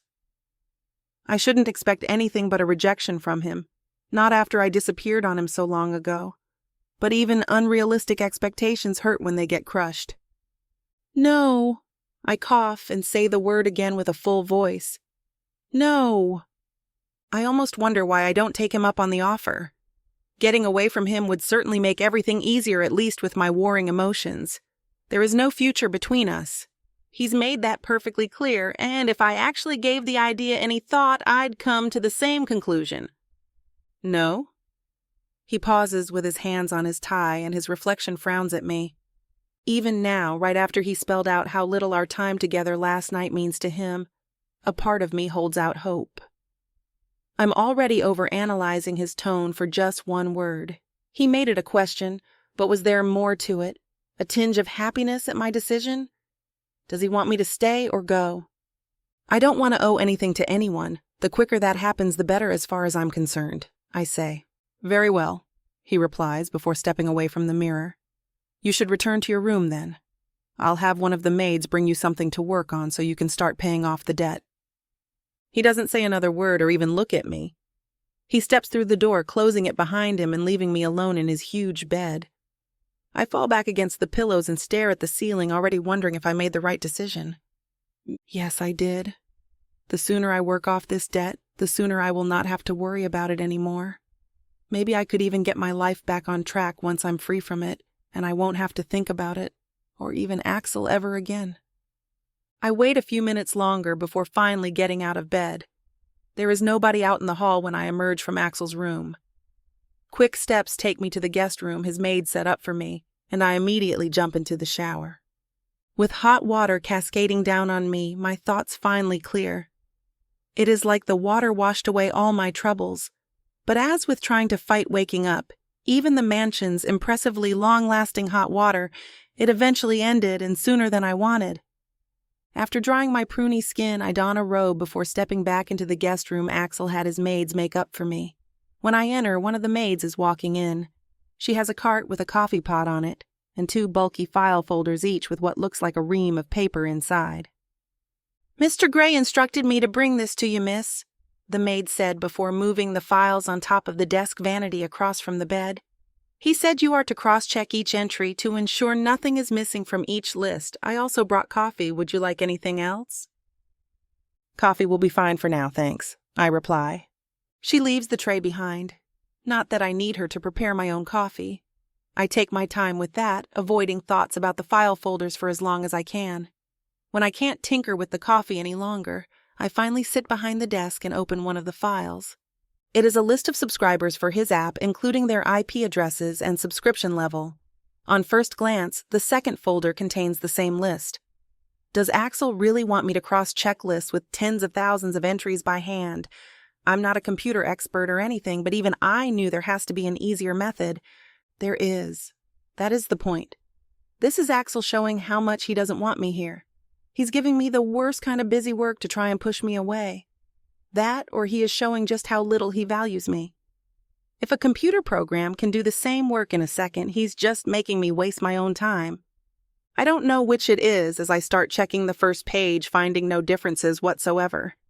10 pages in and with only a few drops of coffee at the bottom of my mug, I have yet to find a discrepancy. For all I know, Axel just had the same list printed twice for my busy work. Knowing him, he'll have hidden a single mistyped entry somewhere in the middle of the rest just to test that I actually did the work, even if it hardly counts as work at all, just a pointless exercise in control. Twisting my neck until it cracks, I focus on the folders in front of me. Axel might have given me this meaningless job to do in order to push me away, but I am going to get it done. The pages start flying by. I find nothing, of course, except the start of a headache. When my vision blurs, I finally pull away for a break. I'll show him. He will not push me away this easily. I'll work off the debt he bought and walk out of here owing nothing to no one. With that drive in place, I rub my tired eyes and get back to the meaningless task. Chapter 14. Violet. "Good morning," I say, almost in a whisper. Axel sits at the opposite end of the table, reading his tablet. "Morning." His words are sharp and direct. He doesn't even look up at me. A maid brings me my breakfast. A couple of eggs over easy with toast and juice. It's what I used to eat all the time when I was in ballet, not too heavy with plenty of protein. I nod in acknowledgement as she sets it all down. He can remember what I used to eat for breakfast, but he can barely talk to me. My mind flashes to the other night, the breathless passion, the way his hands wrapped around me. In the moment, it felt good. It felt right. For a moment, we were back together, and it was as if the last 5 years never happened. Now we're practically strangers. He doesn't talk to me, he ignores me, and he can barely look me in the eye. What happened? "So, what's on the docket for today?" I ask, sipping some of the juice. I crush one of the yolks with my toast to soak the gooey mess before taking a bite. "I have a list for you. Margarita will show you where everything is. I'll be gone for most of the day, so you'll have the house to yourself. They can make you whatever you want." Although nothing he's saying is hurtful, his words slice through me like sharp daggers. We were once lovers, and we literally had sex not 2 days ago, but it feels like I'm nothing to him. "Okay, that sounds fine. What are you up to today?" I try to make conversation, but I notice my voice quivering slightly. Not much, just work. I'll be heading out soon. Margarita walks over to him. Are you finished, sir? He nods. Most of his food is untouched. I wonder if that's usually how he eats, or if being around me has made him lose his appetite. I focus on my food, choosing to ignore him. Everything is cooked perfectly, and normally this kind of breakfast would make me happy. Yes, some hash browns would make it a lot better. But still. He finishes whatever he's doing on the tablet and stands up. I guess I'll see you later, Violet. He struts out of the room, not waiting for a response. I put my head in my hand, slowly chewing the egg-soaked bread. I try not to let my thoughts overtake me, but it's hard. I feel my face contort as a tear drops from my eye. This is almost worse than the casino. At least there, I didn't have to see him every day. At least I was busy all the time, so the days flew by quickly. Here, there's only so much to do, so I have a lot of time to sit and think. Overthink, really. And reminisce about how things used to be. After breakfast, Margarita shows me what kinds of tasks I'll be doing. It's as if I'm his home secretary. I have to make calls, compile data on the computer, and do various administrative tasks. He's even having me help the maids with cleaning and maintenance of the grounds. I'm no gardener or anything, but he wants me to trim bushes and pull weeds. Really? This is how he wants me to pay back this debt? I oblige, as I really don't have much of a choice. The day plods along slowly, each hour seemingly longer than the last. For lunch, I ask the maids to make me a big, juicy cheeseburger. It's been a long time since I had one, and now that I'm not dancing anymore, I don't have to worry about how it will affect me. As they set the burger down in front of me, my mind flashes back to a night with Axel from years ago. Are you really going to eat all of that? He asks. He seems genuinely surprised. I've ordered a quadruple bypass with 4 burger patties and 4 slices of cheese. I've even added bacon for good measure. He sits across from me with only a double bypass and a look of slight concern. I have to practically dislocate my jaw to wrap my lips around the bun, but I make it work. I hear him chuckle as I struggle to bite through so many layers of meat and cheese. What? I ask. However, my mouth is so full that I can barely get any words past the food. That looked painful, he replies, grinning like a dummy. He takes a couple of bites of his burger, but I take a while to chew. It was these quiet, simple dates that I liked the most. Just the two of us sitting and enjoying each other's company.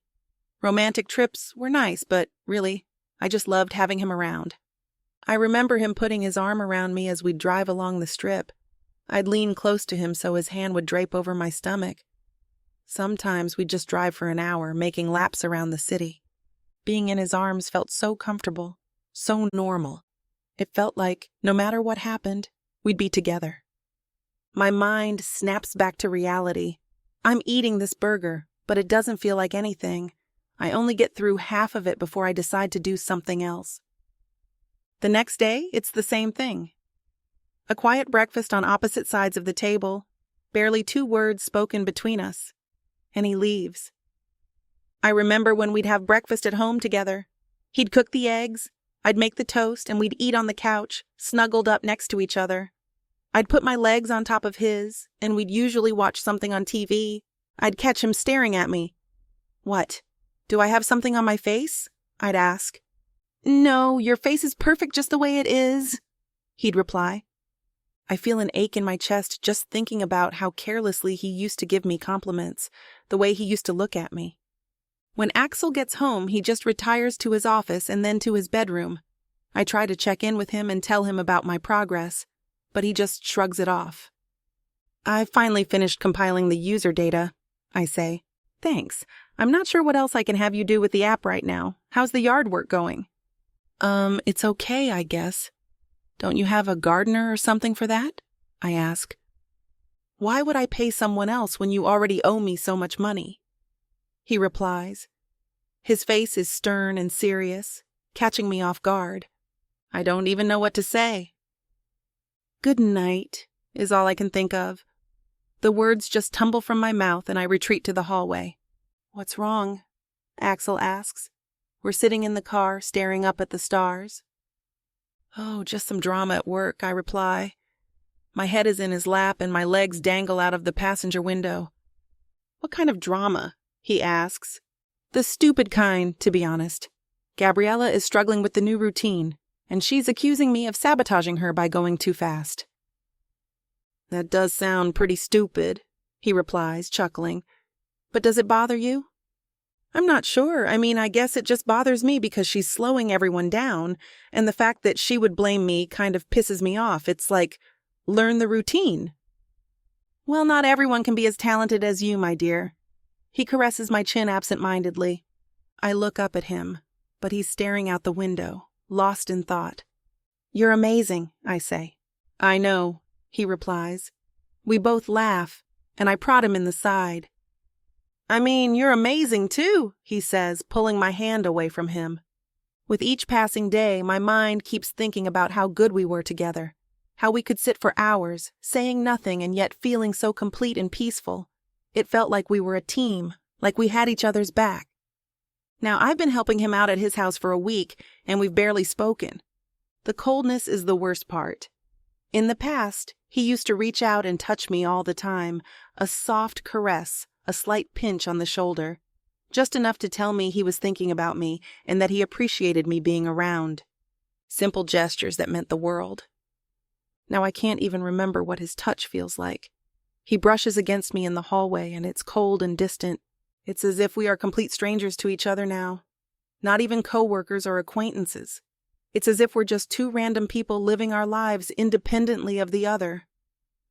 The more time that goes by, the more I realize that I don't just miss how it used to be, but I want it back. I want us back.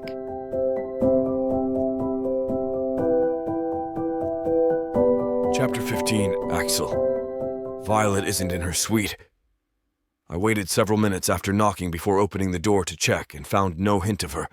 Same with the library and the veranda out back by the pool. I find myself speeding through the halls faster and faster looking for her. Thankfully, I find one of the maids in the kitchen, though no sign of Violet. Have you seen our guest recently? I ask. Yes, sir. She went on a walk down to the lake, she answers with a nodding bow. She asked for directions not 20 minutes ago. Thank you, I say while heading for the doors. It is a beautiful day.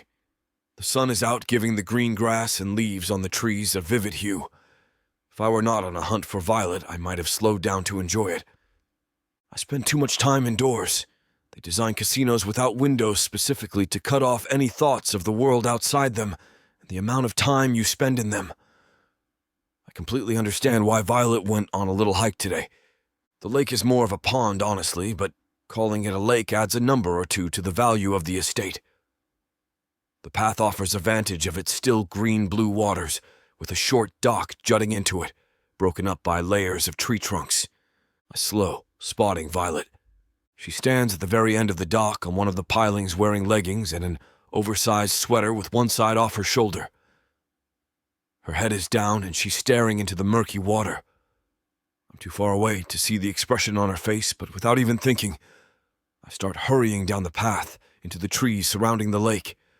Between those blocking trees, I watch her stand on her tiptoes, then balance on one foot, the other pulled in close. She spins around on the head of the piling, barefooted. It is as graceful as any of her dancing, but the spin slows after another revolution, and she is leaning over the water. Her whole body goes limp, and she falls into the water. I run, storming down the path faster than I can ever remember running before. Ripples glide across the previously still water of the lake. But that's it. There is no thrashing or splashing. Violet doesn't break the surface at all. My feet slam against the planks on the pier. I take a huge breath as I reach the end with only the murky green-blue water beyond. There is no hesitation, no thought of pausing. I dive right in. The cold shoots through me. The sun might have warmed the air above, but the water resisted. My clothes cling to my skin, slowing my swimming. I open my eyes, ignoring the stinging in my frantic search, but it is almost useless. I can hardly see the hands in front of me as I dive lower. My lungs burn, but I can't give up. I keep swiping around me, praying I'll find her before it is too late. I lost her once. Not again. With my next swipe, my fingers slip through thick mud. I've reached the bottom, but not her. It is even darker this deep, and I kicked up even more mud from the bottom. I can hardly see a thing, but I keep searching, more and more frantically, with my lungs demanding another breath. My fingers brush something warm, warmer than the frigid water at least. A kick careens me into Violet. She isn't moving. My arms slam around her, and I kick and kick. The murk gives way to some sunlight. We break the surface, and I gulp and gulp at air. Violet still isn't moving. I get us to the dock and pull myself up, dragging her behind me. She lay on her back still as death, with her jaw limp and mouth hanging over. I can't breathe. My ears ring loudly. It is all I can hear beside my pounding heart. I'm barking at her, screaming, but I only feel the words in my thoughts. I can't even hear them. What the hell were you thinking? I shake her and push her shoulders against the dock. Were you trying to kill yourself? Why the hell would you do that? She starts coughing up water, her body no longer limp. Her eyes flutter open, but close a moment later. I scoop her up and stand. All my rage evaporates. I run back up the path and to the house even faster than I ran to the lake after seeing her fall. She hardly stirs the entire way, but I feel her stuttering breaths against my chest. The maids will not be happy about the muddy shoe prints I'm leaving on the carpet, but I couldn't care less. Violet shivers in my arms. We are both soaked to the bone. I set her down on the chest at the foot of her bed. She can't warm up in these soaked clothes, so I start ripping them off.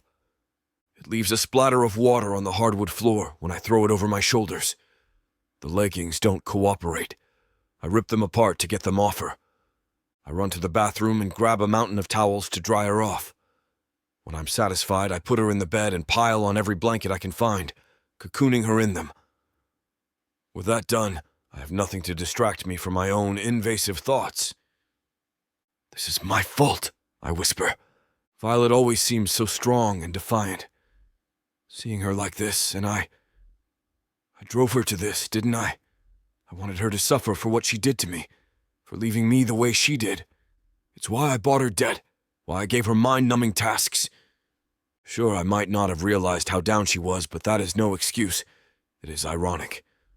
I wanted her to feel guilt over how she treated me leaving me like that, and that is all I can feel myself. Mr. Gray? One of the maids is in the room. I yank my eyes from Violet's slack face and turn.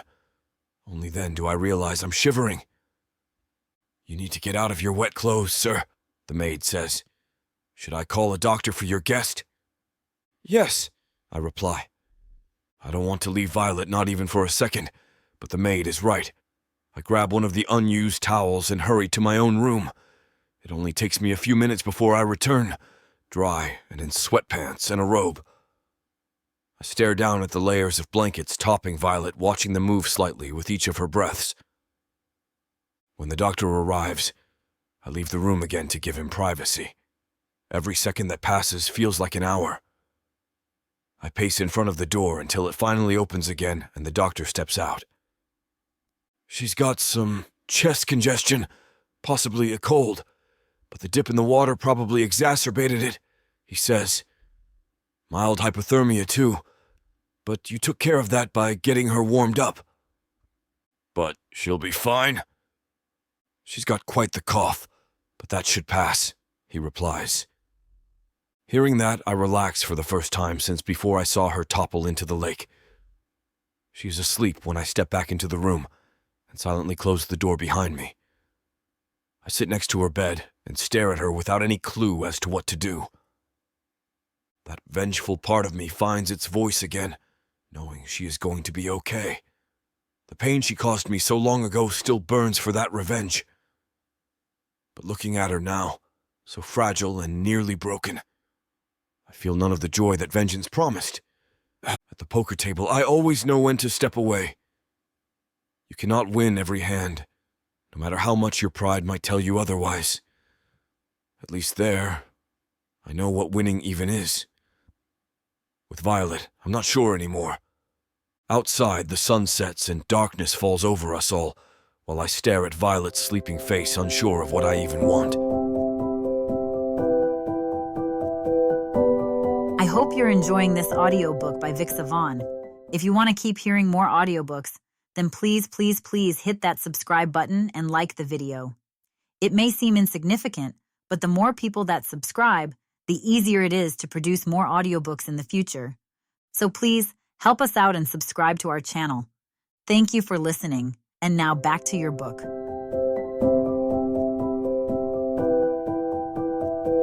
Chapter 16. Violet. A cough wakes me. I roll over, sputtering a couple more, realizing I'm sore all over and my chest burns. A warm hand pats my back. I hear Axel's voice whispering soothing words. He pats my back as another cough racks me, seizing my sore body. I remember spinning on the pole at the edge of the dock, surprised at losing my balance and seeing the water come closer. I don't remember fighting to stay afloat, but letting it envelop me, everything fading to black. The doctor says you're going to be fine, but you'll have a cough for a little while, Axel says in a soft voice I didn't think he was capable of. Do you need anything? Whatever it is, just let me know.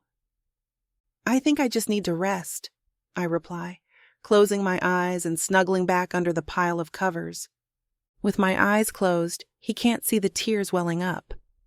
Have I been so low that hearing a soothing voice from him feels like the world to me? How long will it last? I'll leave you to rest, but I will be checking in on you regularly. I open my eyes to see him inching away, hesitating to leave. His footsteps take him to the door. I let out a breath when it closes after him. Sleep takes me a moment later. Axel isn't there the next time I wake, but the doors open a few minutes later. Hesitant steps approach. I roll over and meet his eyes. Just wanted to check up on you, he says, staying a few feet from the bed. The cook is preparing soup for you. I think I've swallowed enough water for one day, but thank you, I reply. He leaves a few minutes later when I roll back over. I go over his words again and again, trying to analyze his tone until sleep takes me once more. When I wake again, I notice a pile of books on the nightstand. Interested, I grab one of them. I'm into chapter 3 of a cheesy mystery when Axel returns. He grins at the book in my hand, then glances at the rest of the pile. Figured you could use some entertainment while you recover, he says before snatching one I left on the pile. It is too nice of a day to sit in a stuffy room, though. Join me outside? I expect a different command, but it isn't a command at all. He asked for my company with a question. I can't even hear any implied demand in it. His voice is nowhere near as soothing as it was when I woke in a coughing fit yesterday, but there is still no edge to it either. Sure, I reply before shifting out of the bed and to my feet. Even after following him to the deck beside the pool, I expect an ulterior motive. Those thoughts don't go away, even after we spend an hour or so reclining side by side in chaise lounges silently reading. We eat dinner outside that night, a simple meal with light conversation. When he excuses himself, I start wondering about his change. Why the sudden interest in spending time with me? The unmistakable scent of burning mesquite greets me when I step outside the next morning. I follow it to the porch outside the kitchen. Axel stands beside his chef, who is checking on the contents of a smoker big enough to fit a whole cow in. It has to be new because I would have noticed it earlier. What are you smoking? I ask, stepping beside Axel. Brisket, Axel replies, waving his hand toward the slab of meat on the smoker. I remember you telling me you missed an authentic Texas smoked brisket once. Figured you'd like a taste of home. I said that to him in the old days before I left. The fact he remembers it now brings a smile to my face. It further contrasts the way he acted before I fell into the lake. I thought that Axel was gone for good, but maybe I was wrong about him. When it's done, we eat brisket out on the deck. Axel laughs when I give a little moan with the first bite.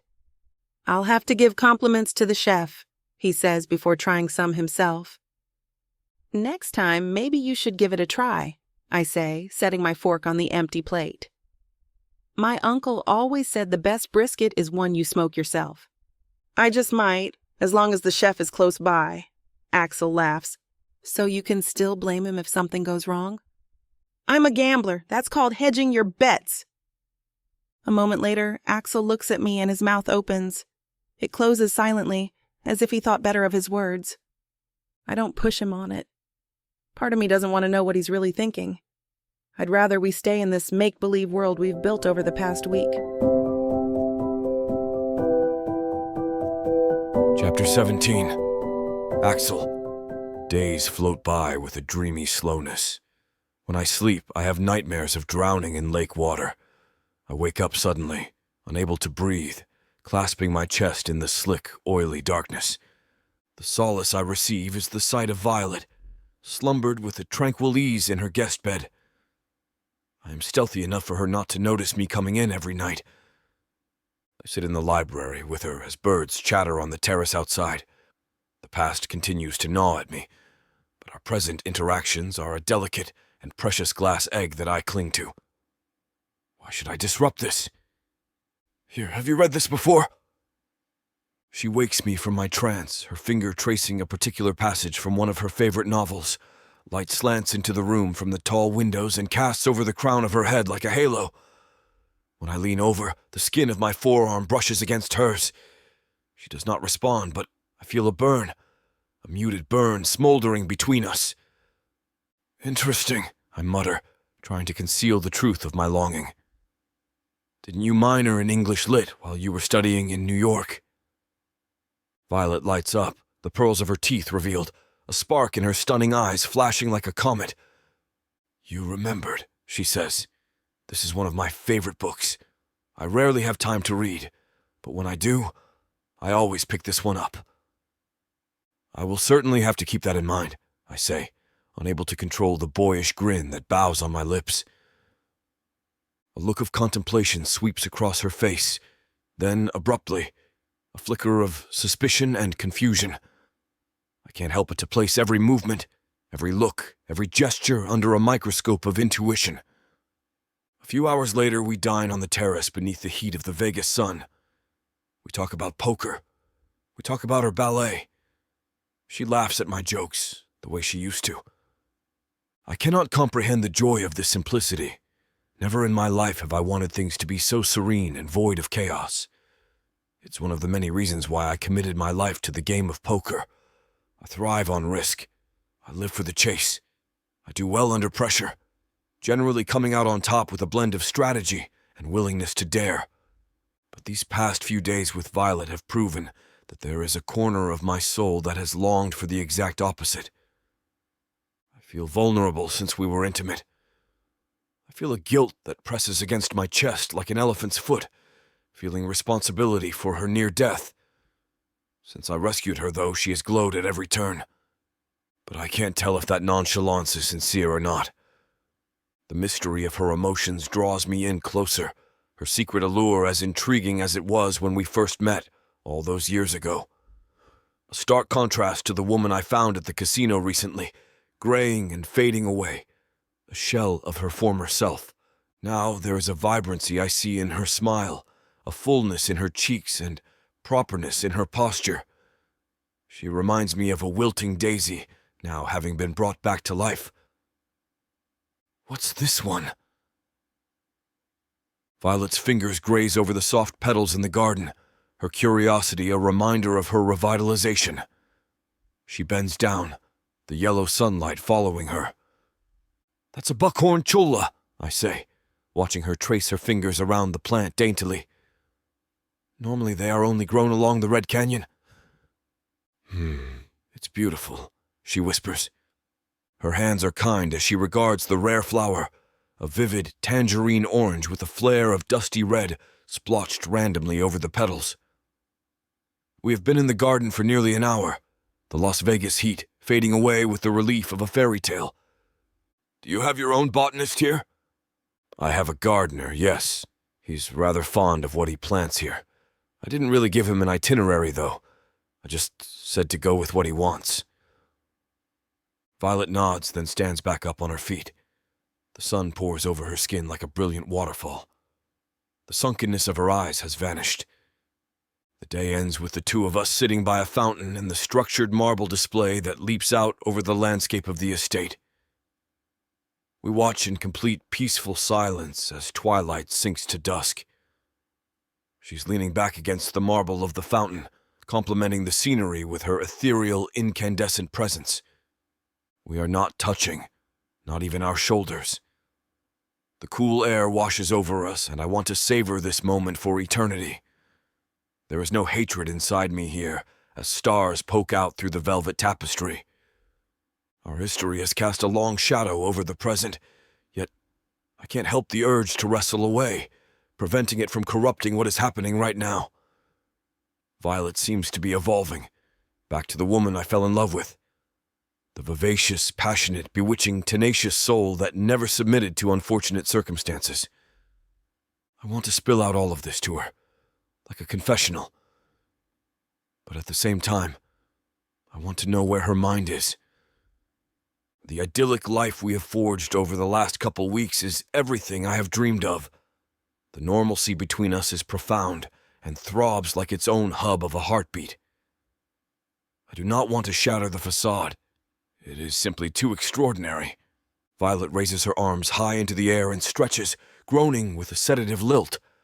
My entire body is rigid, yet fluid all at once. I know myself well enough to believe that if she pulled me into bed again, I would gladly follow.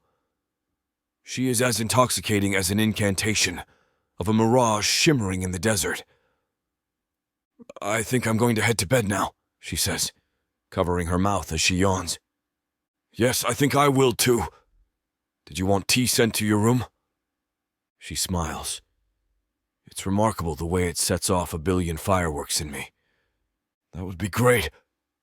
Thank you, Axel. I watch her walk away, the sense of longing in me getting almost painful.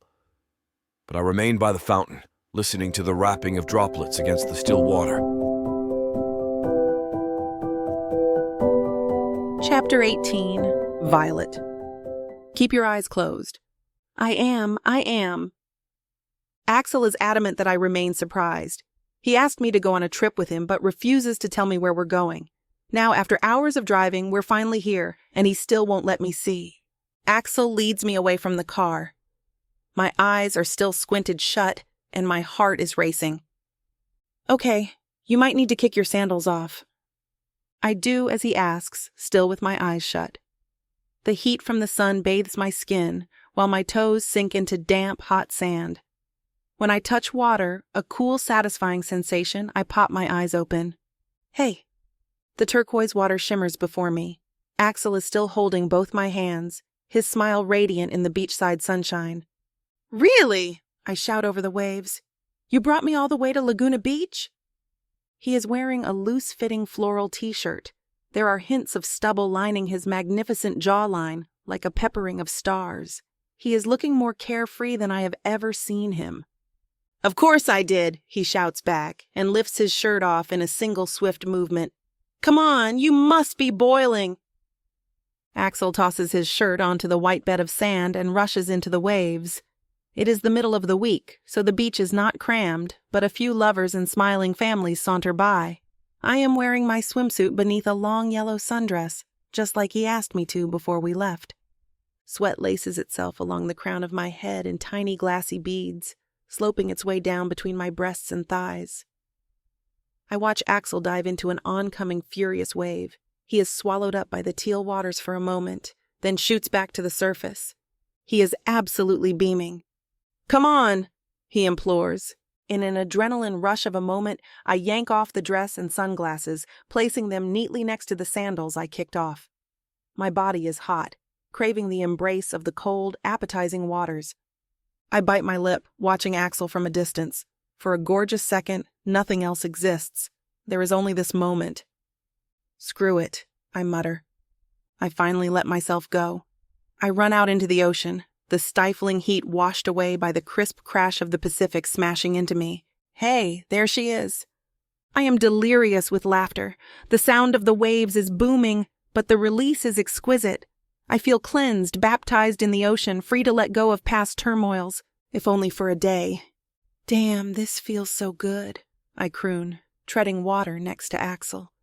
Thank you for bringing me here. I didn't realize I needed it. Axel merely smiles, then splashes water into my face. I give him a fake grimace, then splash him back. His laugh is euphonious, ringing off the water as natural as the breeze. "Let's see how fast you are," Axel mocks, then sets off back toward shore. "Axel!" I yell out playfully. He is a strong swimmer, and I stand no chance. But I paddle along anyway, watching his wing-like arms clap down into the ocean, his nimble form sending my mind back in time to the glowing moments where his strength belonged to me. I keep going, seagulls cawing, children building sandcastles along the trail of the shore. He stops, breathless, a smile so wide and stunning that it just might break me. He lays his back flat on the sand, using his forearm to shield the sun. Damn, these waves are something else today. I collapse next to him, the sea lapping over my skin with a gratifying sensuality about it. We laugh next to each other, each joke causing my stomach to clench harder, my grip on the past loosening and loosening. "This was a wonderful idea," I whisper into the wind. We move back onto the beach side, laying out towels and an umbrella for much-needed shade. Axel rolls over to his side and grins. I feel my heart pick up the pace with the sensation of him being so close to my nearly nude form again. "This is just the beginning," he says, then flashes a dramatic wink. He impresses me later on with a villa he has rented along the shore for the weekend.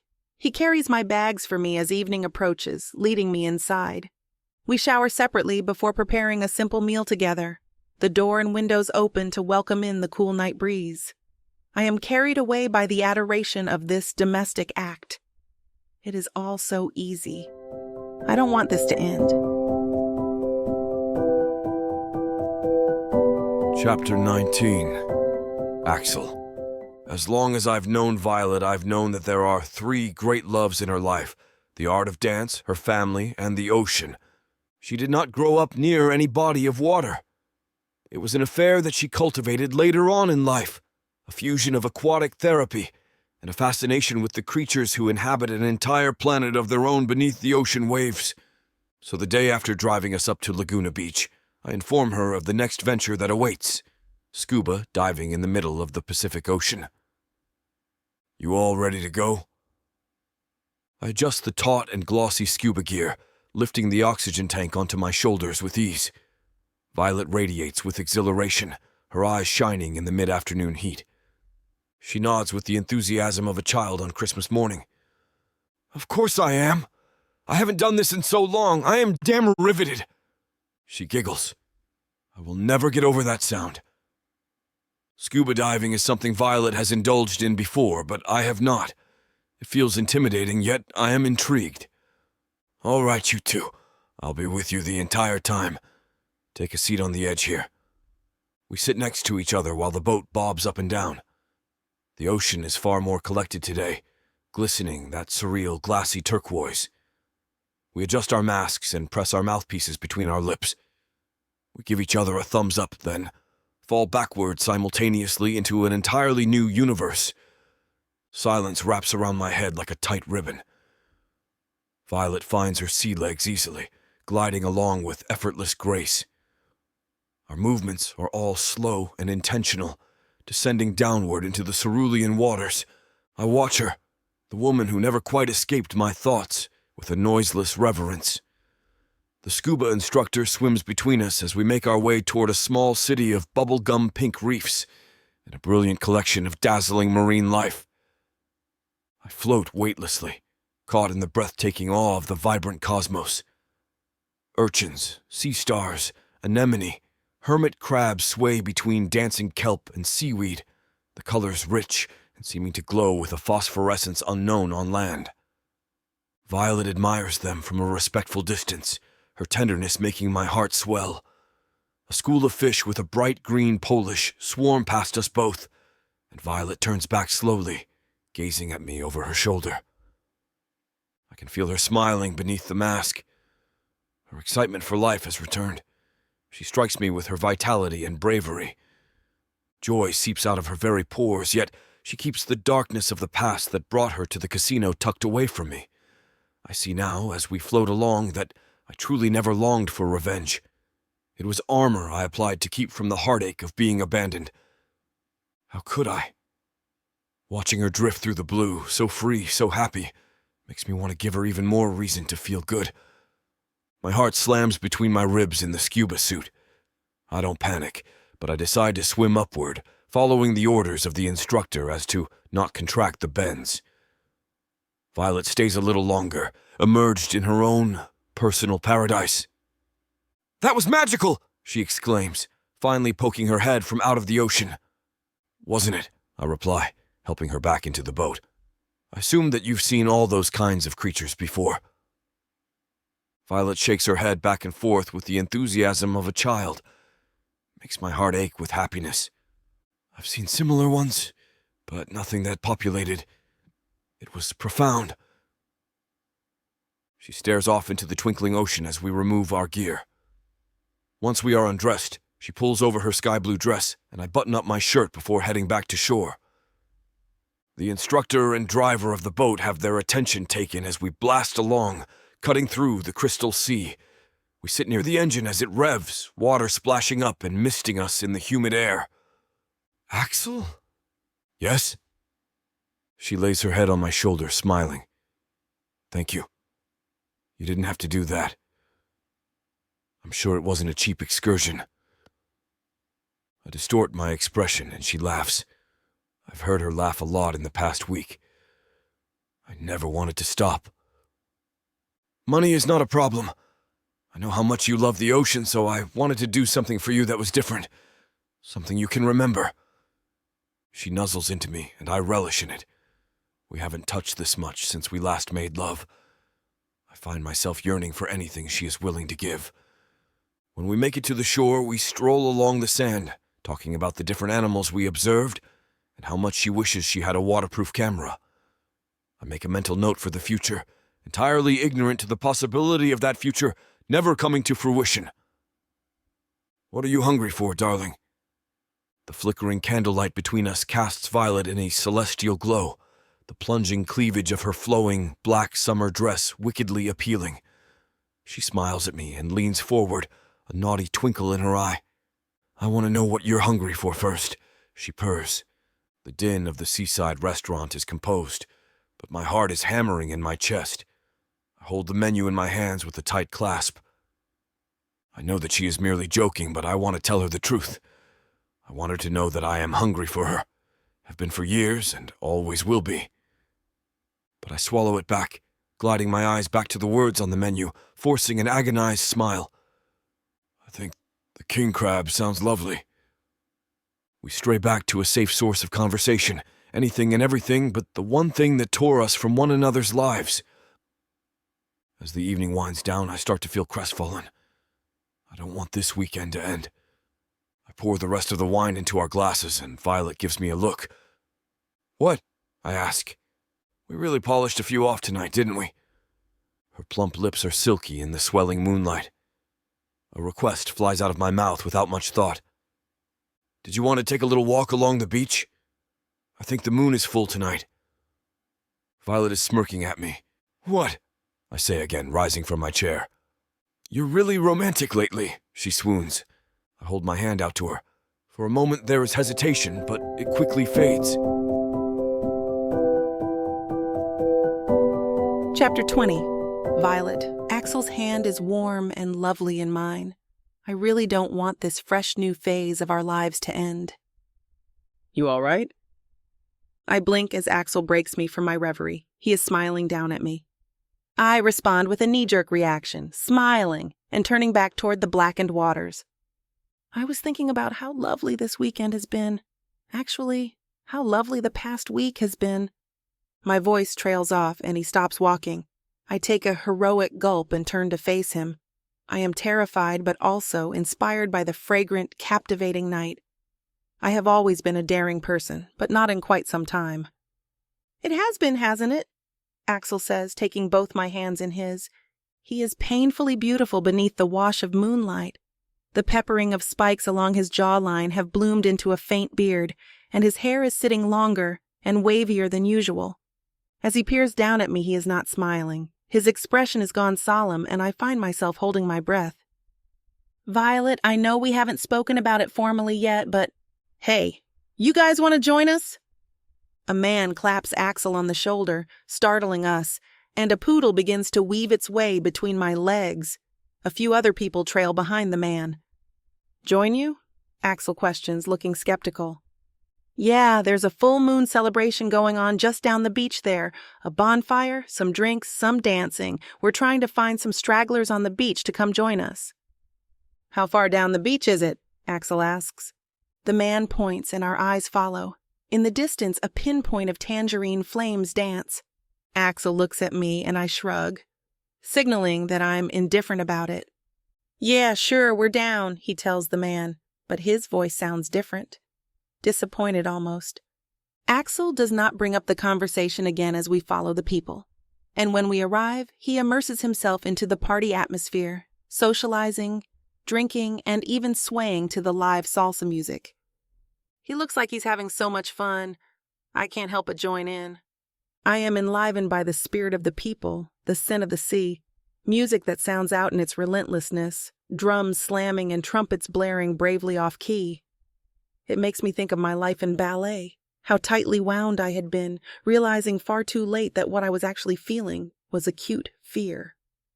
It was only when my father gathered up his debts and I had left the performing arts that I made the connection. "Axel," I lean in and whisper into his ear. The temperature is mild, the bonfire raging under the flood of the moon. I feel like every molecule inside me is buzzing, and I want Axel to know about it. "Yeah? Come dance with me," I murmur. I bite my lip, looking up at him. He scoffs, turning the glass around contemplatively in his hand. I can see sweat cascading down his shirt and pooling around his abdomen. Every now and then a gust of wind reveals those finely cut marble abs. It takes everything within me to keep from dipping my hands under the fabric and assessing the terrain with a newfound sense of curiosity. "Please." For a second, there's only the music, ramped up and zesty between us. Then Axel shoots back the rest of his drink before setting the cup aside. "Damn it, Violet," he mumbles, but smirks. "You really know how to get to me." "I do." The words come out sounding far sultrier than I had intended them to. I see a spark in him, and before either of us can question it, I grab his hand and thread our way to the dance floor. Beyond us, the firelight flickers madly. It mirrors the in-sync swaying and gyrations of my body, flowing like a river, moving in tune to the ferocious, passionate tune. Something takes me over. Maybe it's the booze, the bonfire, hell, even the full moon. More likely blind, stupid courage. Whatever it is, it forces me to take Axel's hands in mine, then guide them onto my hips. I keep swinging my hips and raise my arms high into the air before running my fingertips down the contours of my body. I feel us becoming one again as we dance, and that feeling of deep, insatiable yearning rushes up like a volcano. The heat of the night and the sweltering sexuality between us is tender and sensual. Before we know it, the bonfire is put out, and we follow the trail of moonbeams back to our villa. And through it all, I keep waiting for him to do something. I am impatient, yet also unsure. When we walk back inside the villa, he turns on a light in the living room. "You can shower first if you'd like," Axel says, then starts to make his way toward his room. I can't help myself. I pause on my way toward the bathroom and ball my fists together. My voice is raspy and eager. "Axel." His hand is on the doorknob of his bedroom when he stops, then turns to face me. "What are you doing?" "What do you mean, Violet? I'm heading to bed." With us, what are you doing? How can you... Do you not want me?" His lips thin out and he stays quiet. Then my body begins to move on its own, racing forward as if fired out of a cannon. I take his face into my hands, my heart galloping. "Violet, I push my toes up and crush his lips with mine. His words disappear. His body softens and his arms wrap around my waist. He pulls at my hips, pushing me against him. My hands scrape along his skull as he explores my ass, cupping it hard as the kiss grows more deeper and wilder. Axel backs up into the bedroom, opening the door with one hand, the other with fingers digging into my hips, and spins me around. "Please," I beg him. Chapter 21. Axel, sorry to interrupt at the good part. Things are getting a little too spicy for this platform. You can access the full, unabridged version of this audiobook on VixaVonRomance.com with discount code VIXA40 for 40% off all digital products. Violet rolls off me and curls into my side. I wrap an arm around her, pulling her closer against me. Her head rests on my chest, and I can feel her heartbeat slowing down to match mine. The silence that settles over us is comfortable, a beautiful testament to our shared intimacy. Everything else fades away, and it's just us, bound together by love and desire. Chapter 22. Violet. The drive back to Axel's home is as dreamy as the time spent away. I nestle into his shoulder as he keeps one hand on the wheel, the other crawled comfortably between my thighs. The sun is golden, streaming through the windows as calming jazz hums along on the radio. The sex at the Laguna Beach villa was just as it used to be, easy, passionate, fun, a fluid, meditative dance between two people who know each other's sweet spots. During that time and now, pensively returning back to the real world, I allowed myself to let go of all of the heaviness that had been keeping us apart. It had felt like iron in my shoulders, straining them, creeping up my neck to bury beneath my skull like a constant dull headache.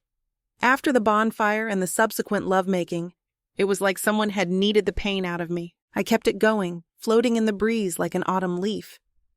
Fortunately, the vacation vibe continues on when we arrive back to Axel's home, which is strangely, but not so strangely, starting to feel like mine too. "Did you want to make something or order in tonight?" Axel's housekeepers brought in our luggage. The drive was long, but soothing. We are showering together to wash off the remainder of the sand, considering each other's bodies like the temples they are. There is a sensuality between us, but it is not urgent. The rush from last night hasn't completely vanished, but it feels more paced. As if we can both afford the buildup of lust. Like either of us is planning on going anywhere. I say, contemplating as water streams over my warm body. I feel like a stir-fry tonight. Teriyaki, maybe. I really enjoyed cooking with you the other day. Maybe we can do that again. He grins. The muscles in his body are firm and glistening under the water's flow. He has nearly formed an entire beard now and puts no effort into trimming it. We can do that. I will check with the chef to see if we have all the ingredients. Axel stands under the cascading water, and I approach him. His eyes are big as full moons and curious as I run my fingers along his jawline. "This is different," I murmur. He is still grinning. A gentle hand curls around my waist, resting lightly on my lower back. A casual and practiced gesture. "Do you like it?" he asks softly. I trace my fingertips along the prickly terrain. He watches me with intrigue, void of the alarm and anger that possessed him during our first rekindling. Has his hatred for me gone? Been exorcised out of him like a demon? "I think I do," I mutter back. "Keep it." "Will do, Miss Burnham," he teases with the tiniest lilt of a growl. We both laugh together, and the sound against the marble walls feels like church bells. The chef prepares all of the ingredients for our meal, and though I am tired, it is a pleasant, satisfying kind of tired. My feet don't drag like they used to. The bags under my eyes have been replaced with supple, youthful elasticity. I feel strong and graceful on my feet again. My sleep is long and soundless. Dinner is, as usual, tasty and filling. We drink coffee together out on the terrace, each of us resting our feet on the lap of the other. Axel runs his fingers along my soles, then my toes. The sensation is ticklish, but at the same time, divine. I love having his hands on me, in any capacity. "How long have you had that scuba license for?" Axel asks. I wrinkle my nose, assessing. He moves his digits continuously along my ankle, the arch of my foot skimming my calf. The night is warm, a lantern flickering between us, the sounds of bustling cityscape mumbling off in the distance. About 6 years now, I think. But it's been a long time since I've used it. I really miss being out on the water like that. Something about it is just so freeing. Axel nods. In the dim light, I can see a knowing in his face that only comes with the intimacy of a relationship. He knows how much I love the water. He knows that I started swimming and exploring the beachside and caring for the ocean to escape the drama of my family life. It was what I had before the ballet and in between the ballet. It was an adoration we shared together. He knows, but he loves to hear about it. It's something only a lover can truly understand. I see what you mean, he says, trailing his fingers along my ankle. It's like an entirely different world under there. You blend in with it quite naturally. Axel smiles. It isn't a sarcastic, poking fun smile. It's a real smile of deeply held adulation, and maybe, just maybe, something far more powerful and miraculous. My heart dares not to consider it. I skirt around it cautiously, like approaching pulsating embers in a fire. I feel my cheeks rush hot, and raise the mug to my lips to conceal my own girlish grin. I hope that is a good thing, I mutter. Why would it not be? Axel exclaims, leaning forward in his chair. You swim like a mermaid down there. I love watching you love it. It was very beautiful. The hand that had been exploring the pathways of my foot glide down to my knee, then skim along the inside thigh. Our eyes lock, and for a moment, all I can hear is the sweet buzz of fireflies. Thank you, I whisper. Axel lingers, then sits back, his hand dropping back to my foot. He begins to massage it lightly, but his gaze has averted. I mean what I say, I hope you know. Watching you is a privilege. You're a very passionate person, Violet. Something is still hanging between us. A very thin barrier, like a shroud. It keeps him from me and me from him. A devastatingly romantic drumming. We retire to bed together, a natural progression that neither of us feels strange about. We don't make love, but we hold each other. I snuggle into his chest as he strokes my hair, the desert breeze brushing in from the open window. You make me very calm, you know. All of the lights are out. We are laying together, not naked, but damn near close to it. I feel vulnerable, sensing the exposure of his vulnerability. I do, I whisper back. He replies in a voice I do not recognize in the swimming dark, like a man at confession brimming with shame. I usually crave anarchy, as I'm sure you remember. It is what keeps me going. At least I thought it was. I haven't been missing the tables at all this week. I assumed that I would eventually, but everything just feels more sedate, in a good way. When he pauses, I bury my face deeper into his neck. He smells less of the smoky whiskey blend that he usually does. He hasn't played since the incident at the lake. Now he smells more of sage, eucalypts, and forest fragrance. As long as it's not something you feel you're missing, I mutter in the black, my heart raging for a reason I can't put my finger on. I hope I am not keeping you from it, or anything. My voice plunges into a sorrow that isn't manipulative, but genuine. Axel kisses the top of my head and wraps his arms tighter around me. I think of a boa constrictor and have to stifle a laugh. You have never kept me from anything, Violet. Ever. You've got to believe that. I do, I say, kissing his neck softly. I do trust you. Quiet washes over us, that thin barrier again.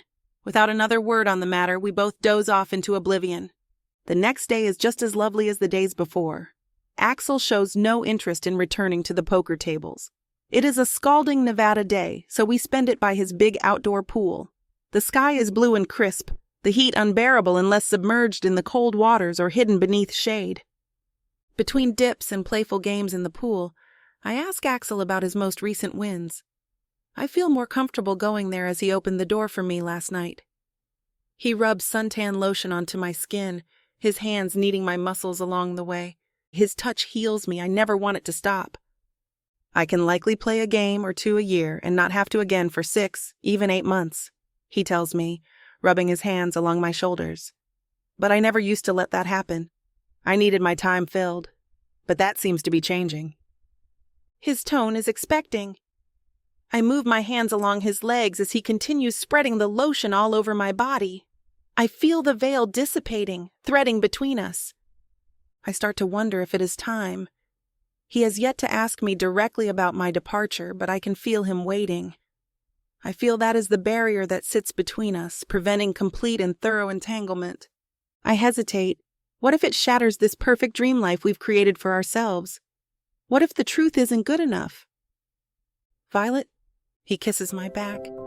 I know that something has to change. I hope you're enjoying this audiobook by Vic Savon. If you want to keep hearing more audiobooks, then please hit that subscribe button and like the video. It may seem insignificant, but the more people that subscribe, the easier it is to produce more audiobooks in the future. So please help us out and subscribe to our channel. Thank you for listening, and now back to your book.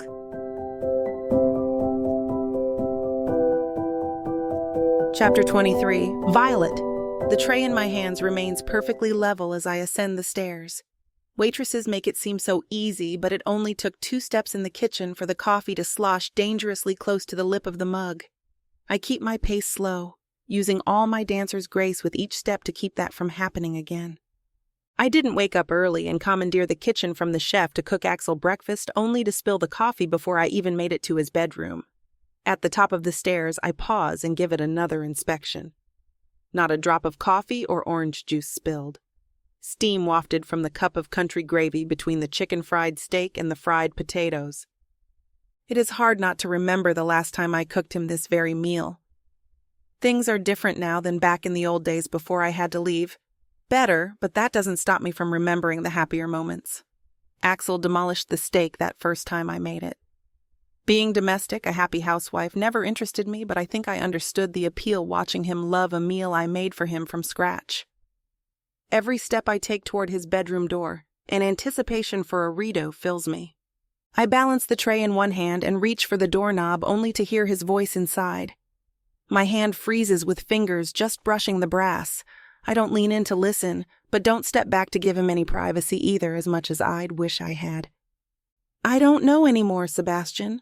Revenge? Axel says, then lets out a sigh. It works better in theory than practice. Easier to fantasize about it than enact it. Is he talking about me? He wanted revenge for how I left him. It is why he bought my debt up in the first place. I hadn't moved closer to the door to eavesdrop before, but now I gave up all pretense, pressing my ear against it.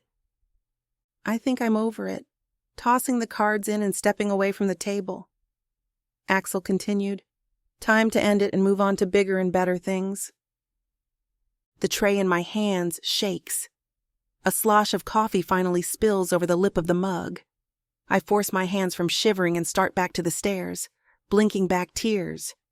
He wants to end it, and just when things are looking up. Maybe that is his ultimate revenge. Get me to fall for him all over again only for him to do the leaving. No, he just said he is over revenge. That can't be it. All the way back to the kitchen, I argue with myself over his words. Was he just bored of me, of the revenge he wanted? What if he wasn't talking about revenge itself not living up to his fantasies, but me? I set the tray down and busy myself cleaning the drops of spilled coffee from it. It keeps my mind from fixating on what I overheard. The moment I finish mopping up the last bit, those thoughts push back in. The tears I blinked away shimmer in my vision. No. With a deep breath, I calm myself, at least force a moment of mental quiet.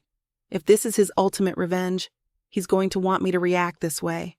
What good is revenge if you can't see how much you hurt the other person? I will not let him see that pain. How many times have I had to suck up the pain and perform? Dozens, maybe more. Just like in those moments when I plastered on a smile through the pain and put on a show, I'll do it now, and not just to deny him the satisfaction. If he knows I heard him on the phone, knows I know his plan, he could think of something worse. That is the last thing I want. Well, second last, but the worst is just waiting for his shoe drop. As if summoned by my words, I hear his footsteps approaching. None of his staff walk with such powerful strides and booming steps. A deep breath readies me, and I plaster on the same smile I danced Stravinsky's Firebird with a sprained knee. Axel pushes through the door, sniffing deeply. He flashes a wide grin, looking between me and the still steaming food on the tray beside me. He sniffs again, and his shoulders shiver. I thought I smelled your chicken fried steak, so I followed my nose, and here you are, Axel says, stepping closer. My first instinct has me almost flinching back before I can stop myself. My performance smile grows and I keep my footing, waving toward the meal I prepared. I wanted to surprise you with breakfast in bed, but it seems I'm too late, right? I say, satisfied that my voice sounds cheery and not how I actually feel. Oh, I missed this almost as much as I missed you, he says, dipping a finger in the gravy and bringing it to his mouth. A satisfied moan escaped around the digit. If I didn't overhear him, seeing this would have had me grinning like a madwoman, so that is exactly what I do. I almost wish I'd been lazing in bed longer this morning so I could have had the full effect, Axel says, sitting down in front of the tray. This is just as good as I remember. Maybe better. I know I've never found anywhere that makes it better than you. If my grandmother was still around, I'd have to keep you away. I can't beat her breakfasts.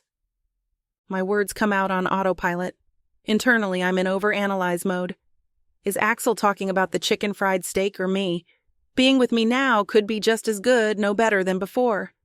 Is that just grasping at straws or telling myself exactly what I want to hear and not what he actually means? Sometimes a chicken fried steak is just a chicken fried steak, no metaphor or analogy. Oh yeah, Axel says with his mouth full. This is exactly as I remember. Exactly. I feel the same watching him demolish the steak as if he had not eaten for a week. When I set the breaded steak into the oil and watched it crisp up golden brown, I savored the thought of this moment, memory of that first time and how much he enjoyed it. Maybe if I did not overhear him on the phone a few minutes ago, I could still enjoy those old feelings. Instead, spite grows, but I hide it under my performative smile. I made more gravy if you like, I say when I notice he is about to run out. Yes, please, he replies between bites and points to the fried potatoes. Slather it on? My face falls the moment I turn around to retrieve the pan of gravy. When I face him again, the smile is back. Holding it makes my cheeks ache. If you keep cooking this, I'm going to need to start exercising more, or buy bigger pants. Axel rubs his belly after setting his fork down on an empty plate a few minutes later. Still overanalyzing everything, his words almost calm the storm inside me. He just implied something long-term, that I'd keep cooking for him. Maybe I misheard him earlier, or misunderstood. A glimmer of hope added a little reality to my performative smile. I vote for more exercise then, I joke, and Axel shakes his head with a chuckle that sounds genuine. Then I better go and hit the gym, right? Axel stands from the table, stretching. Though after a breakfast that big, all I want to do is take a nap. Happy to have you join me for either. Maybe later, I reply with a head shake. The chef didn't argue when I commandeered his kitchen, but I did have to promise to clean up after myself. For a moment, he looks like he wants to say something else. The chef is his employee. Was he going to confront the man over it? I sure hope not, since I'm lying. I just know I can't stay around Axel right now. I've been fighting back tears since I overheard him. Well, I'd offer to help you do the dishes, but I'm afraid you might accept. Axel chuckles at his own joke. I'll leave you to it then. We'll do something together later, I promise. Sounds like a plan. He blinks, examining me before turning and heading to the door. My smile lasts for a few seconds after it closes behind him. Tears fall with it, mourning the eventual end when Axel will drop the hammer on our time together. They keep falling as I clean the pans and dishes I used. Even after finishing and returning to my room, they keep going. And here I thought I'd cried myself out long ago. Chapter 24. Axel. I lean back from the desk in my office and rub my eyes. When they finally open again, I need to blink several times before the papers littering it come back into focus. Sebastian's people are thorough, I'll give him that. And with his connections to the underground, I know he'd come through with more information than I could. When I asked him to look into Violet's debt, I hardly expected to find reams of information in a pile in front of the fax machine once I arrived at the office. I can't even remember the last time I used it. A belly full of Violet's delicious chicken fried steak urges me to take a break and maybe a long nap, but I have no time for that. I have to get to the bottom of this before I can move on. That I realized speaking to Sebastian this morning after asking him to help me investigate. Sometimes you need a sounding board to make a realization yourself. I've been so focused on revenge, I almost couldn't see how unhappy getting it made me, how unfulfilling it was. It isn't what I want now, or in the future. No, I'm beyond it, and if Violet and I are to have a future, I need to know the truth. I've waited and been patient, hoping she'd share it with me. Let me know how she got into so much debt that she ended up dancing in the damn casino instead of Carnegie Hall. I gave her every opportunity to tell me. As much as I want to hold out and hear it from her lips, I sense our time slipping no matter what I do. This morning, even distracted by her fantastic chicken fried steak, there was something off with her.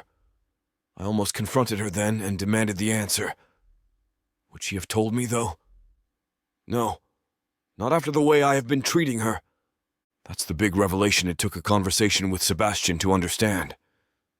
If I had approached things differently when I bought her debt, talked to her calmly and learned the truth then, maybe she would have shared. But no, I was fixated on getting revenge, making her hurt as much as she hurt me. I've been such a fool, but no longer. I leaned closer to the desk, surveying the information Sebastian's people sent over. If I knew how much he was sending, I would have made sure my fax machine wouldn't have just spilled them over the floor in a haphazard pile. At least the latest files ended up on top. My eyes glance over the contract she signed with Chapman's Casino, spelling out her working as a dancer to pay off the debts. But that offers no clue as to who or what the debt was for. Chapman is a scumbag, not mobbed up like casino owners in the old days, but he is more than happy to work with the criminal element. He would buy someone's debt off a loan shark if he thought he could make out on the deal, and Vegas has more of them than any other city in the country. Sifting through the other pages, the name Stanley Burnham catches my eye. Violet rarely talked about her family that much, back in the day or recently, but I remember her calling her father Stan once. Reading the page, my fingers crinkle the edges as my hands ball into fists. It details a $20,000 marker for Stanley Burnham with one of Las Vegas's most notorious loan sharks. The next page deals with another $20,000 marker for a different loan shark. The dates were right about the same time, and I remember that time well. It was right before Violet disappeared. It isn't her debt, but her father's, and I hadn't even gotten through all of it. Did the man have a suicide wish? Only a fool would hit up every major loan shark in the city at the same time. Still didn't explain why Chapman bought the debt, but I can ask Violet that when I see her. I'm on my feet before I even realize it and storming to the door, leaving all the documents strewn over my desk. I have to get back home and talk to Violet, to explain everything and beg her forgiveness. If I had only known, if she had only come to me at the start, I would have helped her, not held everything against her. No, I can't blame her for that. She did it to protect her family, even the father who put them all into such risk. The fault lies with him, not her. No wonder she hardly ever spoke of the man. I wouldn't talk about my father if he were capable of something like that. Back home, I come to a quick stop in front of the main entrance and jump from the car almost before the engine cuts out. Violet isn't in her room. I jog to the library expecting to find her there, but no, she's not. I have a big house and rarely curse that, but not finding her anywhere starts to gnaw at me. Where could she be? The lake? The thought of her returning there after I pulled her from the water sends me sprinting, but I catch sight of one of my maids before reaching the doors to the back garden. Where's Violet? I demand, cringing at how much the woman flinched. Did she leave? I don't know, sir, she replies in a stammer, glancing down the hall. I can ask the other staff if they have seen anything. Good, lead the way, I say, motioning her to hurry. She starts down the hallway, head turning every few steps to see if I am following. We head through the kitchen into the laundry room, where one of the other maids is dealing with a load. I step in front before they can speak. Have you seen Violet? I ask, keeping my voice calmer than before. Yes, I saw her walking toward the stables earlier with an older man, she says, pausing at the open washing machine. I think he was her father. I'm so sorry I do not know more. Both of the women are trembling, and I realize my scowl brought them there. I hold my hands up and take a breath, trying to calm myself. Thank you, both of you. I'm not mad at anyone here, just at him, but thank you. I'm at the door before I finish speaking. A dead sprint takes me to the path leading to the stables. I don't keep horses, so they are only used for storage. The maid couldn't tell me exactly when she saw them. They could be anywhere on the grounds, or even off them. I'd find them faster in my car. That sends me running back to the car. I call the guards on the way. Has anyone left the grounds today? I ask between panting breaths. No, sir, though your guest currently has a guest, the guard replies. He showed up at the main gate about a half hour ago and asked to speak with her. When I talked to her, she asked me to let him in. Should I have stopped him, sir? In the future, run anything like that by me first, I say. I'm so sorry, sir. I'll make sure to get your authorization in the future, I hang up and toss the phone on the passenger seat as I jump into my car. The engine roars. The sun is at the horizon, sending shadows streaking across the driveway. For the second time today, I curse having such a big house and property. They could be anywhere.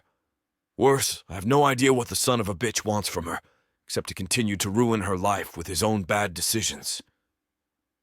More than getting her away from the man, I worry what she'll say when I speak my mind. The idea of begging turns my stomach, but I would gladly do so on my knees if it would heal the rift I caused for us in my thirst for revenge. That thirst has a new target, though. The correct target. Thinking of delivering that to Violet's father brings a vicious smile to my face as the engine roars. She might never forgive me, but when I find them, I'm going to make sure her father can never hurt her again. Chapter 25. Axel. The car kicks up a cloud of dust, sending gravel shooting every which way as I barrel down the path toward the stables. The steering wheel is close to bending with the grip I have on it. After what I learned from Sebastian's information, Violet's father is about the last person I want her with. I pass the stables, not seeing anyone, and not slowing in the slightest. The path extends into the wooded area before rounding the lake and returning. Even thinking about the lake and Violet takes me right back to when I pulled her from its murky depths.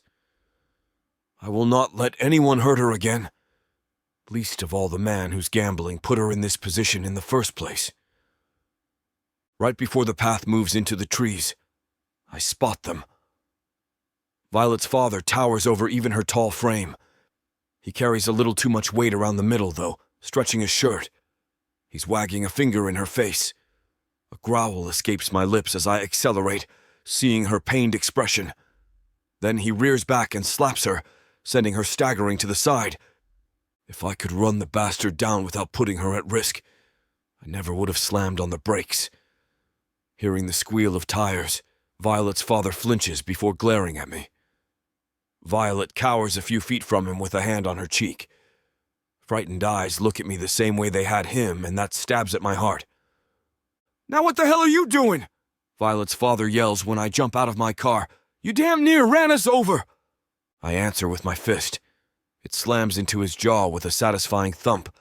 He spins around and staggers a few steps before falling to his knees, head slowly bobbing. His mouth opens and closes, but he's either too shocked or too concussed to speak. I want to hit the bastard again and again, spill blood for every gambling debt he saddled Violet with. But I have a more important objective. Violet flinches when I turn my attention to her.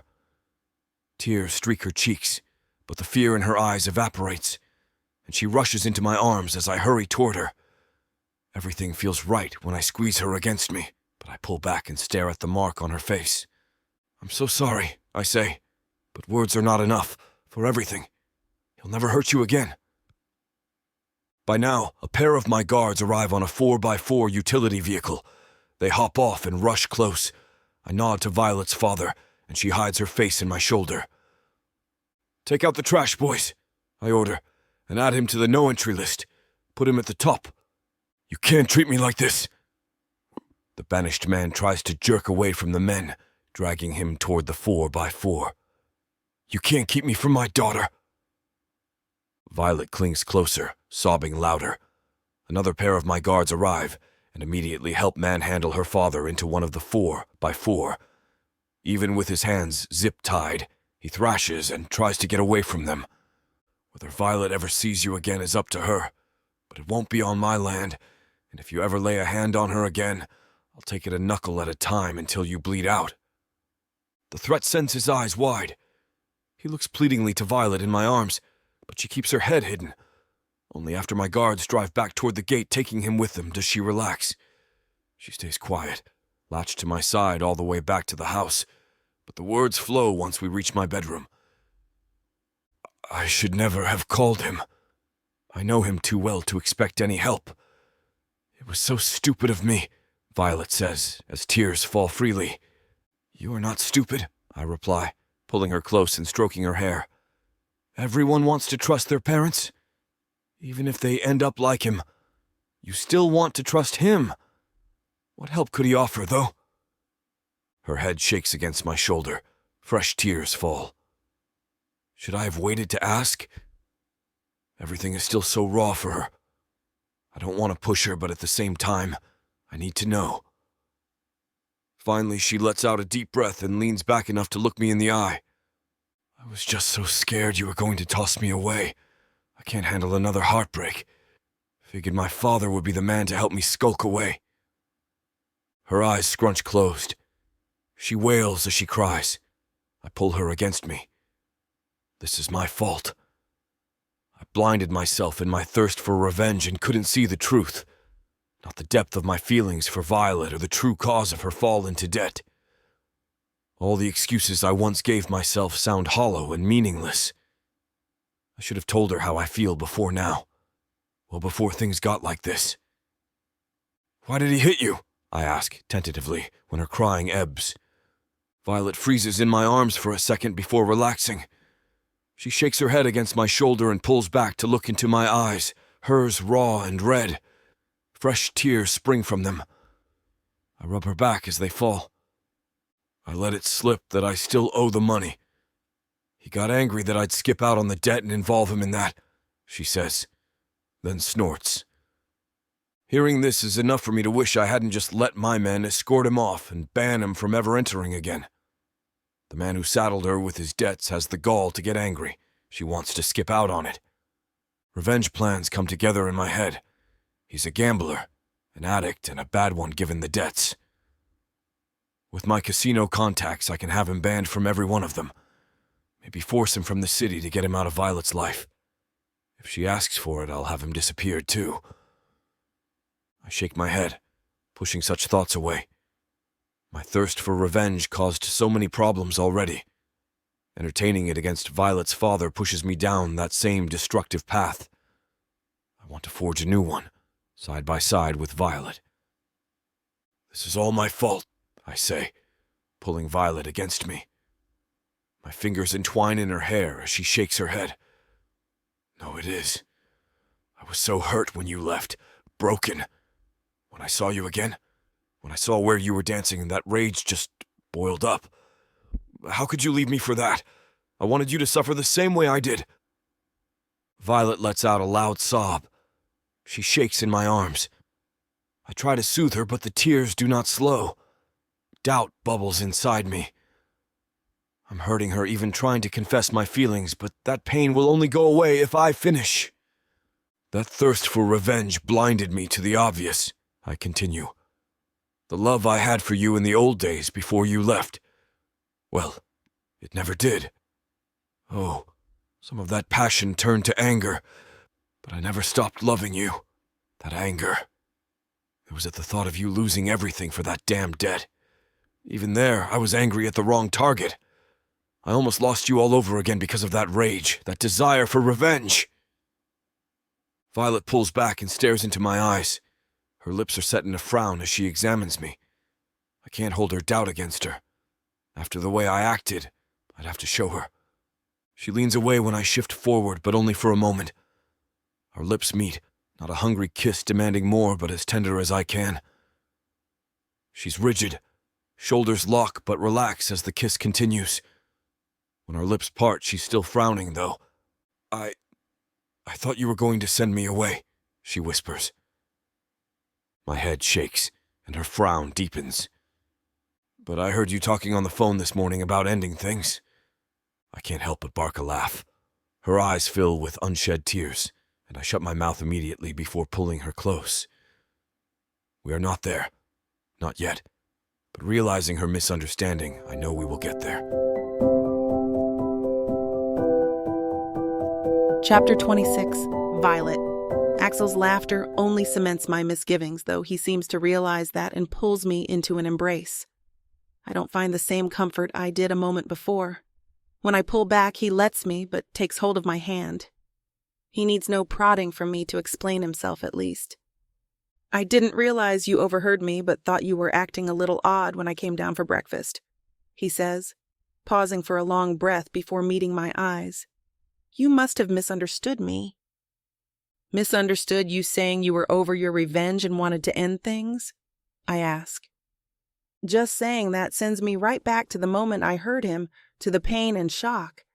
It stings the same now, maybe worse given what it pushed me to. I'd been so desperate to escape before Axel pushed me away that I called my father of all people. I wanted to end my obsession with revenge, that is what I told Sebastian, Axel says. When I saw you at the casino, what you had been reduced to, the debt you'd gotten yourself in, I got so angry. You left me for that? Even after I purchased the debt, you wouldn't explain it. My mouth opens to do just that. Belated is better than nothing, but he holds up a hand and my mouth closes. I nod for him to continue.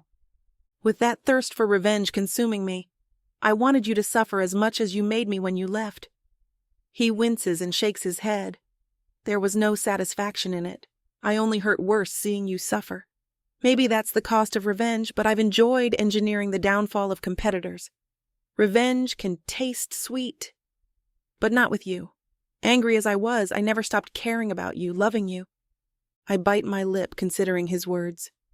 The L word has part of me swooning, but after everything he put me through, the rest of me doesn't want to believe a word he's saying. He will only hurt me again. My hope was you would explain the debt to me. When revenge tasted bitter and you held your tongue, I asked my friend Sebastian to look into it. He's got a lot of shady contacts, more than me at least. Axel grips my hand tighter. He's afraid I'll pull away, and I brace myself to do just that. His people found out the truth for me.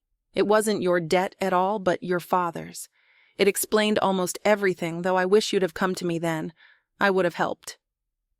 I shake my head. Axel frowns. His downcast eyes are etched in pain.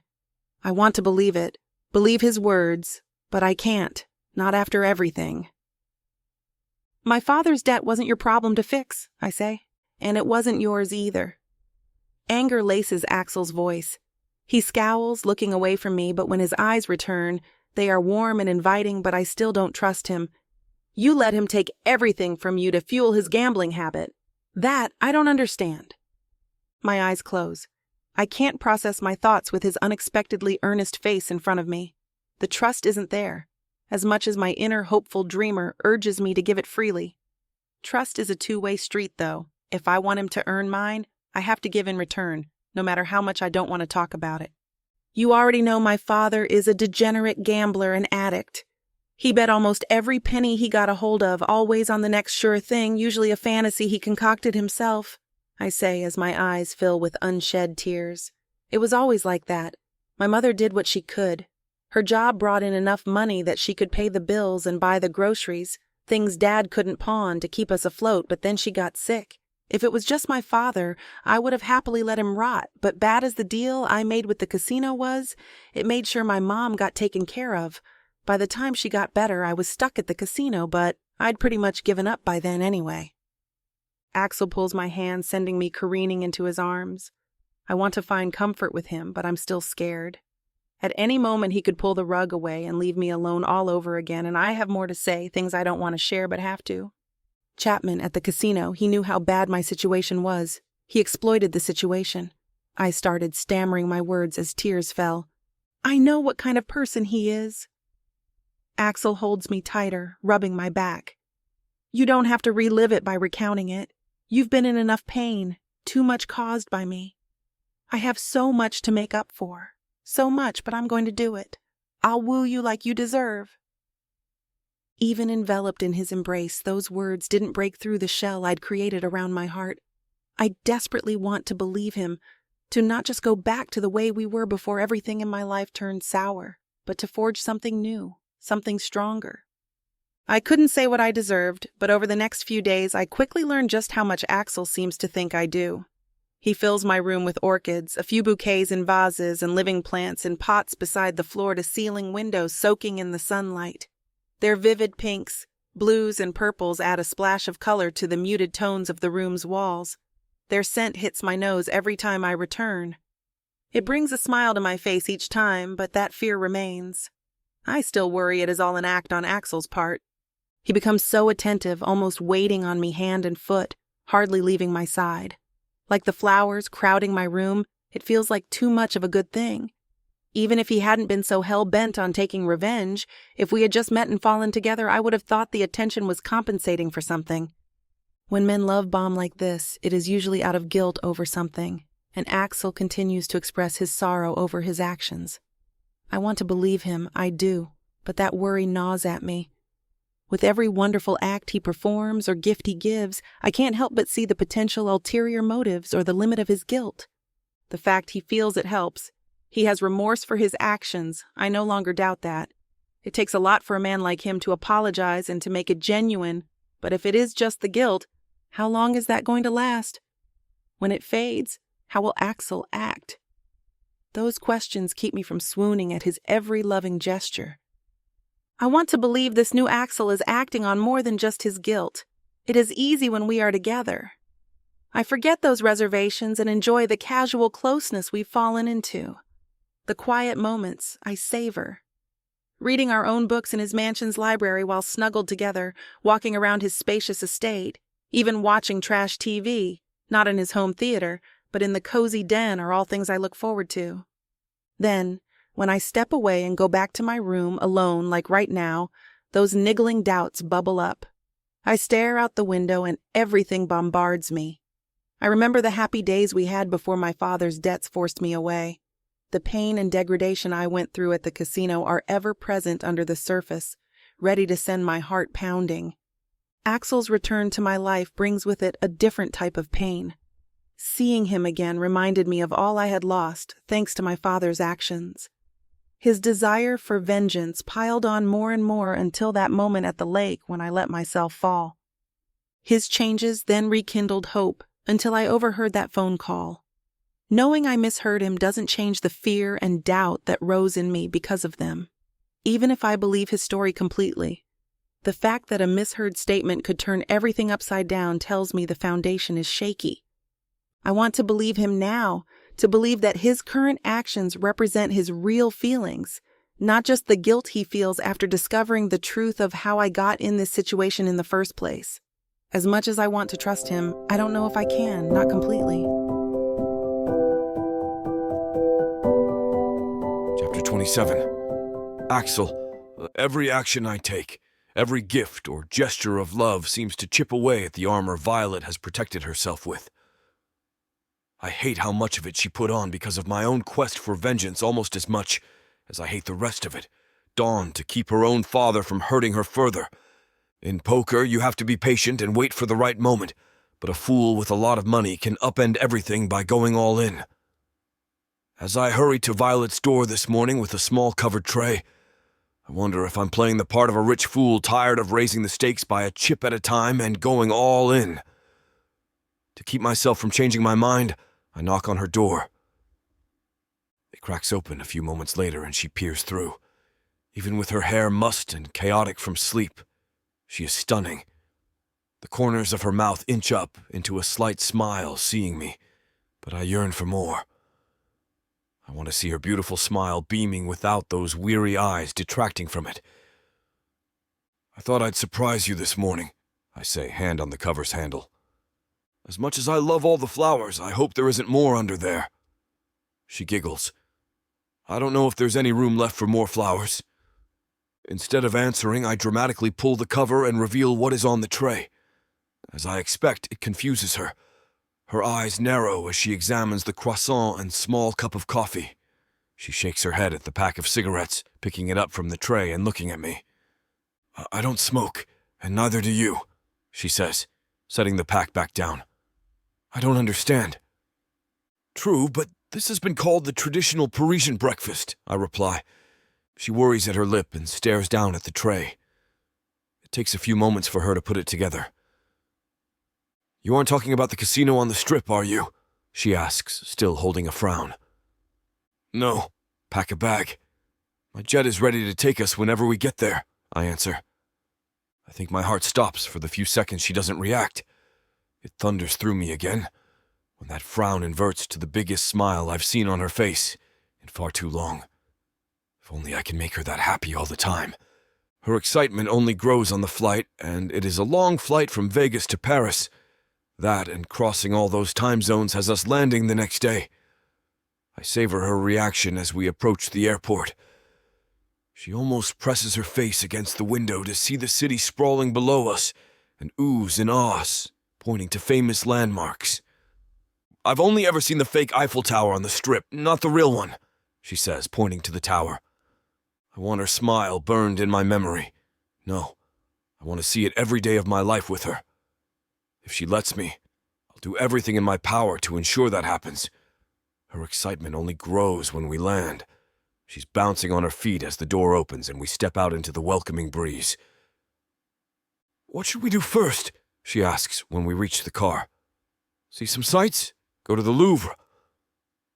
I made dinner reservations and booked the hotel, but that's all I planned for today, I reply. In truth, given we have been on a plane for 15 hours and crossed 9 time zones, I wanted to get some sleep at the hotel before our dinner reservations. The way Violet's eyes twinkle as she takes in everything on our drive to check into the hotel. I know I'm not getting that nap, but I don't mind in the slightest. By the time we finally arrive at the restaurant, she's almost run me ragged, dragging me through the throngs of other visitors at the Louvre and a quick visit to the real Eiffel Tower before running back to the hotel to change for dinner. I booked a private dining experience on a rooftop terrace complete with string quartet. We arrive just as twilight descends on the city, all the lights that give the city its nickname spread out around us. I usually prefer views of nature, the majestic world almost untouched by human hands. But even I am near awestruck, or maybe Violet's reaction has infected me.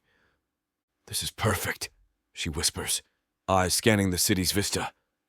It is. No, she is.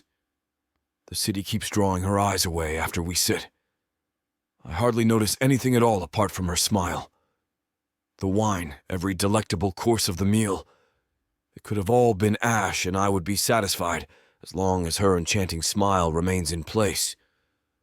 When she finishes the last bite of the pastry we shared for dessert, I stand and offer her my hand. Can I have this dance? I ask. As long as you aren't going to be stepping on my toes, she replies with a giggle, dropping her hand into mine. The string quartet seamlessly shifts into a slow number. My hand on her waist, I pull her close, and we start to glide around the rooftop. Well, Violet glides. I do everything I can not to embarrass myself in front of her, or God forbid, step on her toes. It is enough. She looks up at me as we spin to the string quartet melody with that genuine smile on her face. I gaze into her eyes, trying to tell her everything I want her to hear without the words, but they spill from my lips all the same. I know I've caused so much of your pain, but all I want in the future is to protect you, to spare you from any further hurt, I whisper. That's my promise. I know it is hard to trust me after everything, but I'll wait my entire life if that is the time you need to heal, even if we can't ever get back to where we were. A tear rolls down her cheek. I lean in and kiss it away. Then the next. She lets out a giggle through the tears. From now on, I only want to give you happy tears, I say, earning another giggle. She drops her head to my shoulder and we dance on for a few bars before she pulls back to gaze up at me again. That wonderful smile warms my heart. I want to trust you, I do, she says, her grin turning brittle. I'm just so scared that everything will change suddenly or I'll do something and it will flip a switch in you. Happy to re-earn your trust, like I said, even if it takes me my entire life to do it. You sure went all out with the wooing, that's for sure. She lets out a giggle and glances out over the night-shrouded city with all its twinkling lights. I didn't think you could overcome my worries. Not this quickly, though I never expected you'd take me to Paris on a whim. Not that I'm complaining. Not at all. Our dance continues. She rests her head against my shoulder as we spin slowly around the roof. When the song finishes, we stop, but stay in that embrace. I don't want to let go, not ever, and her arms around my back hold the same firmness. I don't think it will take forever for me to trust you, she says after a long stretch of silence. The music starts again, and so does our dance. Her words put a smile on my face. I twirl her around with more grace than I thought I could muster. She giggles as we go, gaining more and more confidence herself. She spins away from me in an elaborate ballet move before the dance brings her right back to my arms. We laugh as we twirl the song to its end in each other's arms. It ends, and we are at the edge of the roof with the city sparkling around us. I pull her close and lean in. She pushes herself up to her tiptoes and our lips meet. It is more than a kiss. It's a promise, sealing my vow to her. My promise to keep her safe. My hope to never see her cry anything but happy tears. Paris seems like the perfect place for such a perfect moment for us. Chapter 28. Violet. Time seems to speed by after our first night in Paris. The next 2 days in the City of Lights are like a blink before we are on Axel's jet again on the way home. There were so many things we didn't get a chance to see or taste while in France, but he assured me we can always go back again. Thinking of the future with him always had a shadow of doubt around it before then. I didn't trust him enough to believe we had a future at all. When he says we can go back, I only smile and stretch to my tiptoes and kiss him on the cheek. That is the first moment I realized those doubts were waning. They flare up again when we get back to Las Vegas, but only briefly. The thought that his actions during our trip to Paris might have been an act came to me, but his pampering continues unabated. The orchids in my room are refreshed, the potted ones dutifully watered by the staff in our absence. We spend almost all our time together. Maybe that is why it seems to just speed by. Even with that time together, when I'm alone in my room or when he has to go to the office, I find myself missing him, not worrying that he's going to leave me, just missing his presence. I want to tell him that my feelings have changed, that I no longer doubt him, but can't bring myself to say the words. The first time I almost worked up the courage was after a delicious meal of smoked brisket, one we smoked ourselves instead of leaving it to the chef. Not that I had any complaints about the man's cooking. We made a picnic of it sitting on a blanket on a rolling hill behind the mansion as twilight slowly turned to night. I was just about to say how much I trusted him when his eyes took on a hungry glint. Instead of confessing the depth of my feelings, our lips met and we showed each other. A few days have passed since then, and all my efforts have been in vain. Axel left for the office a couple hours ago, and I've been psyching myself up to tell him today the moment he returns, pacing in front of a window overlooking the driveway. I almost jump when I see his car driving down it. I take the steps 2 at a time, running down the stairs. Since I failed to tell him so many times, I don't want to give myself a chance to chicken out again. That niggling doubt that if he knows I'm ready to trust him wholeheartedly, he will revert to the old, him still whispers its poison no matter how much I know it isn't true. Axel is just out of his car by the time I reach the mansion's front door. His warm grin silences those last measly doubts. I rush around his car and almost leap into his arms in my exuberance. He picks me up and spins me around before setting me down. "Perfect timing. I was just about to hunt you down," he says. "I've got a surprise for you." He pulls a satin sleep mask from his suit pocket and holds it up for me. I frown at it, but snatch it from his fingers. It only proves how much of my trust for him has been restored that I didn't even hesitate to slip them over my eyes. "Might have been easier if you waited until you were in the car, but I can guide you." Axel's arm slips behind my back and he gives me a gentle push. My cheeks are burning, but I leave the sleep mask on and let him help me to the passenger seat. I could have pulled the sleep mask off and walked myself, but trusting him in this only adds to my resolve to tell him how I feel. As much as I loved Paris, I hope the surprise isn't another trip. I'd hate to be blindfolded for that long, I say once I'm in the passenger seat. Oh, I'm sure we could have a lot of fun with you blindfolded. Axel's lips press gently against mine, then they are gone. But we are only going a few minutes away, and no guessing. We will be there soon enough. Enjoy the anticipation. He gets into the driver's seat and we are off. As much as I want to guess, I keep everything to myself. Honestly, I can't think of any surprise he would need to take me to see. I even try to figure out which way we are going by the movement of the car, but realize almost immediately that I have no clue where we are just a few turns from the mansion. Now you can't see a thing, right? Axel asks a few minutes into the drive. A little light is coming through around my nose, but that's it, I reply. Good, we are almost there. The car comes to a stop and he cuts the engine. Now just wait one more moment. He's out of the car a moment later. I hear traffic and people, and I can smell a combination of foods. All that tells me is we are in the city and not out in the desert somewhere, but that doesn't give me a hint. The passenger door opens and Axel sets my hand in his. I stand, still blindfolded, and he hooks his arm around mine and guides me forward. Ready? He says in a voice filled with glee. I nod and the blindfold is gone. After blinking away the light, I find we are standing on the corner of a busy downtown street, not Las Vegas itself, but I recognize it as Henderson. A building with gleaming mirrored windows and a clean sandstone facade rises in the corner. The marquee above the circular entryway at the corner is empty, as are the first-floor windows. Figured you'd want to come up with your own name. It is your dance studio, after all, Axel says. My dance studio? It takes a few moments after I repeat his words for me to fully comprehend them and put them together with the building in front of us. Then I'm in his arms, squeezing him for all I'm worth, blubbering thank yous as tears stream down my cheeks. I remember you telling me you always wanted to teach dance, to share your love of it with the next generations, he says, rubbing my back. And don't worry, there's no chance of a take-back. The building is already in your name. You own it outright. A flash of guilt takes a bite out of my joy. If I had only told him how he'd earned my trust again, he wouldn't have had to try and assuage my doubts with such a gesture. This is too much, I say when I'm able to speak again.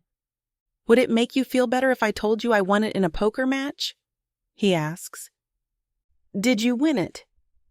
No, but I'm more than happy to say I did if it means you will accept it, he replies. And it is in no way too much. You have sacrificed so much for others. I put you through hell in my stupid quest for revenge. If anything, it isn't enough. I step back into his embrace, squeezing him again as if I can show my gratitude with a simple hug. I'd already quelled my doubts about him, my worries for our future. He doesn't need to give me anything, let alone the dance studio of my dreams. There is no way I can ever repay you for this. You know that, don't you? I say. He's silent for a long moment, smiling down at me. His hands slip down my arms and take hold of mine, bringing them to his chest. He takes a deep breath and looks suddenly nervous. I know a way, he says in a quiet, tentative voice before gulping. How about if you love me for the rest of your life the way I love you? Time seems to stand still. The world around us disappears. All I see is him and his promise. Even that last niggling doubt is silent, maybe gone for good. After cursing myself for not telling Axel exactly how I feel and how much I trust him, I'm glad I waited and couldn't find the right moment because that moment is now. Even as tears start falling down my cheeks. I am ready, more than ready. I finally see a future where I won't worry about my world being turned upside down, not as long as I'm with Axel, and that will not change, not ever. Chapter 29. Axel. Violet trembles beneath the lilac-soaked sky. All of our future hangs within the balance of this very moment, not only waiting for her acceptance of my plea, but to finally receive an understanding that my feelings toward her are not a front. They are a glorious, raw, and magical phenomenon. The tears that flow, however, are not ones of misery. When I place my hands on her shoulders, I feel relief, like a weight that is shrinking into tiny feathers. I run my hands up and down in comfort, unable to hide the smile that blooms on my face. "Oh, Violet," I say, choking on my words. "You are so goddamn beautiful. Everything you are is beautiful. I want to make up for every single nasty thing I ever said and did to you. I was selfish and stupid." Her weeping erupts more violently, and she cups her mouth to conceal the sobs. But I do not hush her or rush her away. The evening is bright, the twilight, a stained lilac and crimson blush. My hands crawl up her neck and meet her cheeks, softly wiping away the tears that stream with my thumb. I continue on, speaking with quiet determination, hoping and praying that she will absorb my appeal through her whimpering.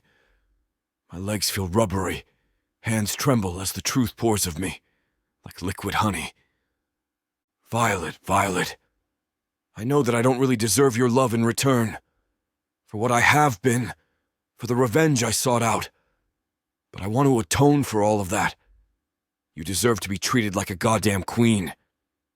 A queen, and nothing else. I should be punished for what I did. I really do." Her crying begins to slow, shoulders no longer shuddering, snivel like a child finishing off a temper tantrum. Her hands move up from her mouth to her eyes, and she dabs carefully at the corners of them to keep from smearing her divine makeup. I'm enchanted to see that my darling is smiling. It is the only thing I want to see for the rest of my life. "God, Axel," she says through the snivels, switching eyes to dab the tears away. "You really outdid yourself. You truly did." Henderson is oddly quiet tonight. There are handfuls of people sauntering the streets, stuck in their own private universes. They all mind their own business and only give us a passing glance. They admire us, they do not judge us. The town called to me the way Violet called to me. I trust the sound in the way I trust the words that are coming out of her mouth. I am reading it all plainly now. "Have I?" I whisper, moving in closer, my palms pressing against the cool sensations of her shoulders. "I want to know how you are really feeling, Violet. I want to know if you are willing to forgive me enough to let me love you. And maybe, if you could love me back." The dabbing of tears is pointless, as Violet begins to expel more, but this time in a way that is poised and serene. They roll down her cheeks silently, and I slide one hand back up to her nape, cradling her head in my hand. I move the other in comforting circles along her chest. I don't feel the resistance anymore. She sighs and leans her cheeks into my mind, a cute smile growing on her plum lips. "Axel," she says as I wait with bated breath. "Of course I love you. I have never stopped loving you. Even when I left, when you returned, I was loving you through everything. And I want more of it." My heart swells in my chest, and I feel my own voice go gravelly with emotional excitement. I want to scream through this small, quaint town that the love of my life is giving me a chance to love her back. My entire life has come to this moment. I've spent far too much of it looking for highs at the poker table. I thought that was my main love, a love that I thought would be far more reliable outside human connection. I leaned on it, because I knew it. I let myself fall for it, over and over again, because I knew it wouldn't hurt me like she did. And then I became addicted to vengeance. It was what would replace my love for her. But now I know everything. All of the pain of her past that forced her into making a terrible decision. She never meant to hurt me. But when she came back into my orbit, I most certainly intended to hurt her. That is a part of me I will have to learn to forgive as well. The thought makes my own mind fill up with sadness. A sadness so profound it could drown me above water. I pull her in close and she begins to babble in the most lovely way. "Axel, I don't want to wait anymore. I want to be with you, forever and always, and I want us to make that as official as any two lovers can get. Please." The hesitation laces her tone within the last word, and I try to unravel her meaning. Her radiant eyes search mine for an answer, her own hands having crawled up my waist and resting at my sternum. It takes me a moment to comprehend her meaning, and I laugh, feeling like it is the most obvious next step on the planet. She waits, brows creasing in confusion. "Violet, yes, of course I want us to get married." My voice echoes along the cobblestone street, and a few people look our way. Violet is laughing and crying again, with a rapture neither of us has known before. I feel my eyes glazing over with a spectacular jovial feeling, exploding like a bomb in my heart. "Well, thank God!" she exclaims, running her hands up to my face. "If I could marry you right now, I would," I reply, my lips finding her neck. Her laugh serenades my soul. I nibble on her and she croons. She runs her fingers through my hair, tangling it there. Her own lips find my neck, and her breath is warm and inviting. Her teeth then tug on my lobe. Then she whispers, her breasts pressed firmly against me. "As much as I would love that, it might be better if we wait. You know, welcome the family into the fold. A little delayed gratification never hurt anyone." My hands swathe around her waist, pressing even harder, wishing we could somehow fuse together as one being. She's still laughing with delirious joy while I continue on as well. "God, this feels like a dream," I mutter, mouth scanning its way up her jaw. She stops me and directs my face toward hers. Peering down, I see her vulnerability. I see her love, the way rain loves the earth that it scatters over, enriching it with its own form of inviting love. "The dream will stay, if and only if you kiss me." I waste no more time. This woman is astounding, and I cannot afford to lose her again. That would be a tragedy I would not recover from. "Your wish is my command." I press my lips to Violet's after what seems like years of waiting. We both groan with a relief that is celestial, making my feet feel as if they are levitating off the ground. Soon, the kiss grows feral, urgency enfolded with a certainty of tomorrow. The energy around is electric, despite the quiet of the town. I can't keep my hands off of her, and she can't keep her hands off of me. Behind us, the new ballet studio stands, a symbol of our union, and my commitment to only worshiping the incredible woman that stood before me. Eventually, the kiss ends, realizing that our behaviors were far too scandalous to be continuing in public. I take Violet by the hand and guide her back to the car, and we begin to jog. When we are in, the makeout session continues. "How about we have our own little celebration?" I whisper. Violet nods enthusiastically. There's not a hint of hesitation in her. "I would love that." We continue our little makeout session for a little bit longer, then decide to head out. The sun has sunken away from twilight into a purplish black. I see our lives expanded before us, like one majestic tapestry. We are the painters, and will take turns in splashing our own colors over the canvas, forging a future where our love is bound forever as one. Chapter 30. Violet. Soft glowing lights and the elegant decor of daisy floral arrangements adorn the mansion for the intimate engagement party. Everyone who matters to us is invited. Axel made a point of rendering the party a private affair, only for those of whom we love and trust the most. It could have been something of a grand spectacle given all of the connections he has with his poker friends, but he was adamant about it remaining a small guest list, and for that, I am thankful. "You ready to go?" he asks me, grinning ear to ear, eyes bright as onyx in the sun. He wears a three-piece suit, a forest green complementing by a suave honey brown. I match him in a long emerald dress, embellished in a golden necklace and glistening diamond ring. Axel did propose to me properly 4 months ago, the day after he purchased the dance studio for me in Henderson. I raise my right hand up to the slant of light, spilling maroon and a brilliant lavender dusting. I twiddle my fingers so the fractures of light dance like celestial beings against the wall opposite me. "Ever since you gave me this," I teased, the pink of my tongue sliding between my teeth, "I think I will perpetually be ready for you." Axel, handsome in his recently trimmed do and close-shaved, smooth as porcelain jawline, cocks an enticing eyebrow at me. The boyish grin has yet to leave his gorgeous face. "I will keep that in mind," he teases back, then holds out an elbow to me. "But for now, I want to show off my damn beautiful fiancé to our friends and family."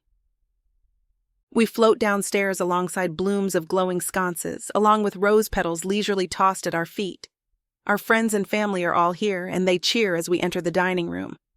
"The happy couple," the MC of the night declares.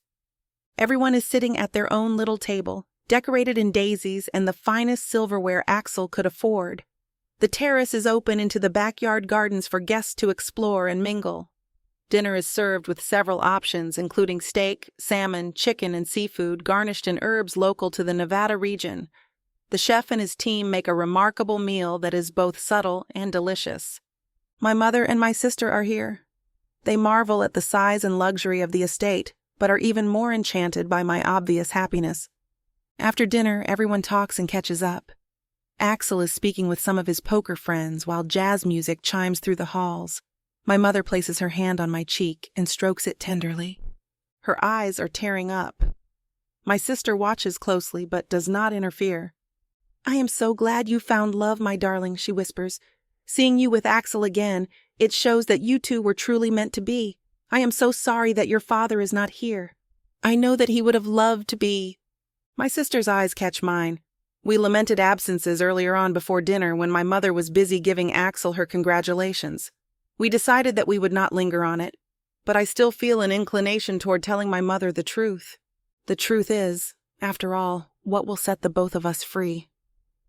"Mom, it's not your fault," I say, laying my hand over hers against my cheek. "Everything Dad did was his own doing. I am sad he isn't here, but I have you two, and I have Axel. Axel took me away from all of that hardship. Let's celebrate what we do have." My mother smiles. It is a lot to ask someone to forget the love of her life, even for an evening, but she somehow concedes. She pulls me into her arms, and I lay my head on her chest. I feel like I'm 5 again, sneaking into her room after a terrible nightmare. "You are such a good child. Axel is very lucky to have you. I hope he knows that and treats you like the queen you are." I feel tears rolling down my cheeks, and I stand up, wiping them carefully with the pincer of my thumb. My sister comforts me too, and we all huddle together, laughing in the storm of my father's doing. "We better, or he will be hearing from me in my fist," my sister jested. My mother broke out into a cackle. Then I did. All is going to be well. Dessert is rolled into the get-together around 8:30 p.m., consisting of small, finely crafted delights like brownies, muffins, cheesecakes, and custards. Coffee, tea, and champagne are served alongside the treats as Axel and I make our way toward the front of the room. We decided to write a short little speech each in thanks for our guests, and then to initiate the beginning of the evening with a slow dance beneath starlight. I went first, feeling comfortable in front of an audience incomparable to the sizes of the ones I used to dance for. "Thank you for coming to celebrate our special little night," I say, holding Axel's hand as my eyes roll over the listeners. Standing here with Axel with all of you is astounding to me. A year ago, I was in the complete opposite place. I had a lot on my shoulders and people to care for, but magic is truly real. I want you all to know that. Don't stop looking for it. There is a faint applause, and then it is Axel's turn. He clears his throat and abruptly becomes very solemn. I wait with bated breath. "Those of you who know me know how against the idea of settling down I was," he says, speaking frankly and softly. "But that's because I was hurt. I was fragile, not strong. But this woman came and she put me back together. I changed. I grew. Falling in love with her all over again was easy. The hard part was showing her that I could be the man she would want to love as long as I want to love her." "Ah!" I bite my lip, stifling back a wave of sobs. Axel turns to me, holding a champagne glass in his hand, and holds it up into the air. "This is a toast for you, baby. And everything I do, from here on out, it is all for you. As long as you will have me." The crowd erupts in applause, and I launch myself into Axel's arms, causing the champagne to splash slightly out onto the floor. Our guests roar with approval as I kiss him sweetly, smiling against his smiling mouth. You have me. You have all of me, I whisper. And you have me, he whispers back. I am filled to the brim with love, and for the first time I genuinely trust that love that I am feeling. All right, everyone, the MC announces. Festivities are now going to move outdoors. It's time to dance, everyone. The night air is cool and comfortable. Stars twinkle above on a clear sky as our first dance begins. We hold each other close as a live band strums a folksy tune to remind us both of the homes we were birthed from. As we sway, his arms enfold around my waist, my own draped on his chest. Axel leans down and presses his cheek against mine. I feel a burst of warmth in my belly. I meant what I said, you know, he whispers. I am going to be yours, as long as you will have me. If at any point it isn't enough, you have to tell me. Shh. I kiss his cheek, then trail my lips along his jawline. Our friends and family watch under glistening fairy lights as our lips brush together, the gentle ambience of the night, a salve to the wound of the past. You don't have to keep saying that, I murmur against his lips. We are here, you and I. We are engaged. I am in it for the long haul, and I trust you are too. Let's celebrate each other, okay, baby? There are fireworks in his eyes that I wish I could bottle. When he speaks, his voice is a song in the dim of the night. Okay, baby, let's celebrate. For the rest of our lives, let's celebrate each other. Deal. I kiss him sweetly, though my body longs for something much more fervent I save the desire for later on. His hands descend briefly near the curve of my ass, teasing but do not cross any barrier. I giggle into him as the song finishes and our guests spill onto the dance floor. I love you, Axel, I whisper into his ear. I love you too, Violet. I can't believe I get to spend the rest of my life with you. This is the biggest prize I could have ever won. We stare up at the sky for a brief moment, alone, and contemplate the beauty of the life that rolls on ahead of us. A stratosphere of dreams. Chapter 31, Axel. Planning the wedding on the stunning Laguna Beach was one of the easiest tasks on the planet. Violet and I worked together, organizing invites, ordering bouquets of orchids, having a custom altar crafted for us, hiring a minister, and all of the complicated fun that comes with planning one of the most fundamental days of our lives. I found it to be entertaining and went along swimmingly, with money not really being an object. For 3 months we planned at a leisurely pace, promising one another to speak up, should the act morph into a chore rather than a source of joy. I don't want it to be too large, Violet said one morning in the kitchen, wearing only her silk teal robe. I really loved what we did with the engagement party, just the people we love the most. We had just finished making love that morning. It was constant, but not in a way where it was done out of desperation. Not anymore. It is a gusto of exploration, of curiosity and experimentation. It is something else that we promised each other not to feel obligated toward. Sex should be like everything we did for one another, a celebration. I smile over my coffee, watching as the light spilled over her free, smooth, tasty skin. She smiles back at me, lifting the mug to her lips. Does that make sense? She mutters. It does, I reply, then drum my fingers against the kitchen table. The mood of the moment altered abruptly. I am totally fine with that baby. But there is one thing I wanted to ask you about before we get into the nitty-gritty. Her smile drops. Go on, she mutters again. I know your father is in prison, I say, ripping the Band-Aid off in one motion. But there are ways that we can have him there, though. Not physically, but over video, like a conference call kind of thing. I trail off, watching Violet as she shakes her head adamantly. I am bursting with pride. There isn't any pain left in her words. She is down to brass tacks, having burned the past and let the ashes brush away in the wind. Her words are clipped, but she isn't angry. She speaks as blunt fact. He doesn't have to be there at all. In fact, I don't want him there. Is that cruel? I stand up from the chair and go to my soon-to-be extraordinary wife. I place my hands on her shoulders and look her straight in the eye. It's not cruel. It's the truth. Your father damaged your family. Some things are not repairable. Or worth being repaired, she says. I kiss her forehead. She doesn't weep for him anymore. She has embraced the life she has with her sister, her mother, and with me. I've never met such a brave person. That settles it, I said. Now, on to even more contentious matters. Do we serve surf and turf or go straight for the beef? Her laughter is sheer poetry. It is 2 months later, and I'm standing barefoot in hot, blinding white sand. I wear a loose button-up shirt and shorts, standing under the handcrafted altar, swaying in the wind with personally grown orchids. The purple shade glimmers against the backdrop of the ocean, a turquoise, surreal shine with waves that rush against the shoreline.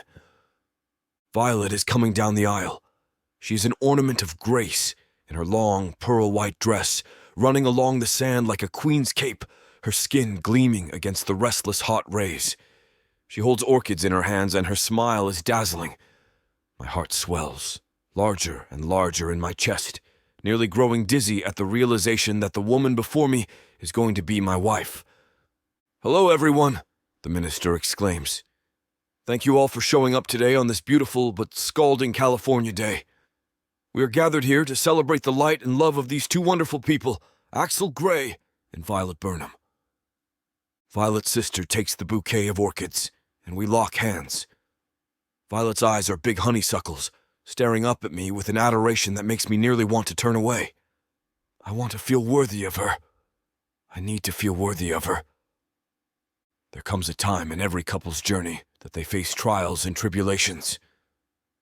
From what I know of you two, Axel and Violet, the time has already come and, the minister says, eyeing us both, it will not be the last of them, I assure you. But as long as you have each other and stay true to your commitment, there is no storm you cannot weather.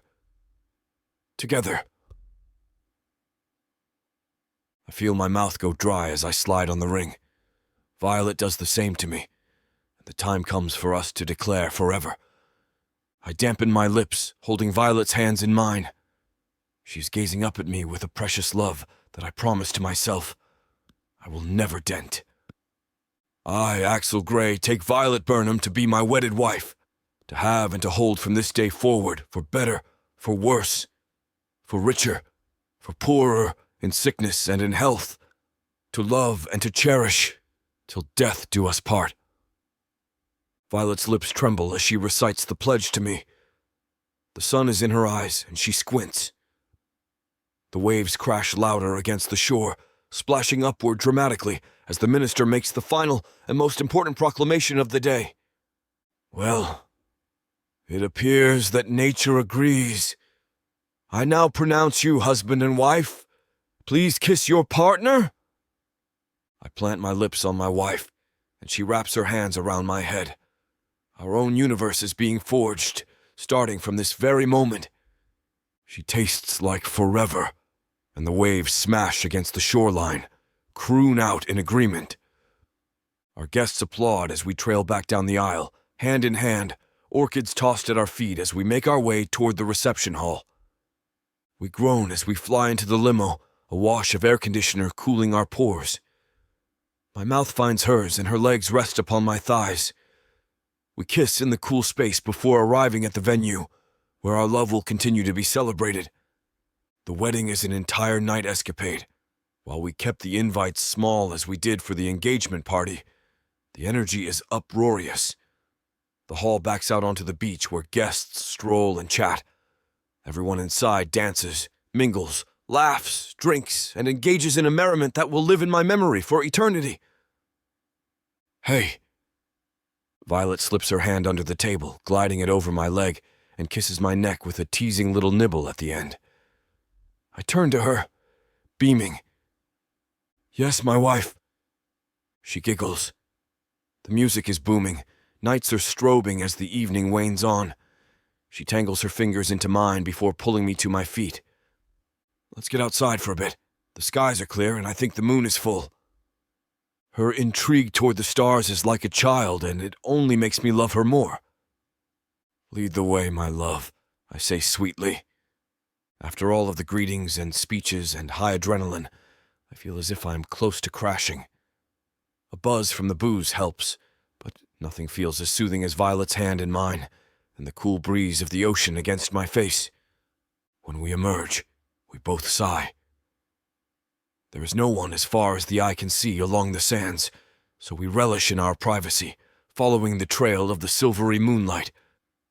I wanted to thank you, Violet whispers. I cock an eyebrow, pulling her in close enough so her breasts press against my chest. She laughs, her bare feet splattering into the water slightly. What on earth do you need to thank me for? I implore, running my hands up and down her back. She holds my face in her hands, and she waits.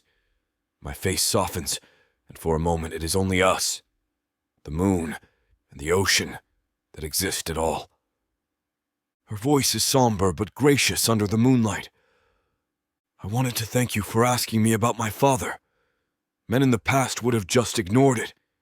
You brought it right up. That kind of communication is absolutely fantastic, and it's important to me. I lower my head and press my lips against her nape. She sighs that little sigh that means she is calm as I kiss along her collarbone. You are important to me, Violet. No one else will ever be as important. With everything we've been through, all the misunderstandings, I know how vital telling the truth is for us. She pulls me in for a passionate and invigorating kiss. Now, we are not around family, so she dips her tongue into my mouth and my hands crawl up to her breasts. Axel. I stop, then I gaze into her eyes. You are radiant, Violet, and I love you. She bites her lips, then lays her hand on my chest. My heart rate moves into a gallop. And I love you. Let's never leave this place. The waves beat on, and the moon cuts through with its continuity's shine. Our story has just begun. Chapter 32, Violet. The evening has turned into night, casting a veil of quiet serenity. The glow of the lanterns flicker in the room, creating dancing shadows as they play on the walls. Axel walks toward me, looking handsome in his black tux. All I want to do is pull it off of him. I love you, Axel. He smiles. I love you, Violet. He leans down, his impressive height making me feel small and protected as he meets my lips in a gentle kiss. His strength, his warmth, it wraps around me like a cocoon. The scent of his cologne mixed with that distinct fragrance that's his is heady, intoxicating. He kisses me again and our room closes in, a perfect encapsulation of the love we share. Axel tears off his jacket with a swift movement and undoes the buttons on his waistcoat, never breaking eye contact. There's a wild look in his eyes, one I've never seen before. It's thrilling. You're beautiful, he whispers as he trails kisses across my collarbone. The words ignite a warmth in me that spreads from my heart to the tips of my toes. Thank you for listening to Wagering on the Fine White Man. But it looks like this platform can't handle the way things are heating up between Violet and Axel.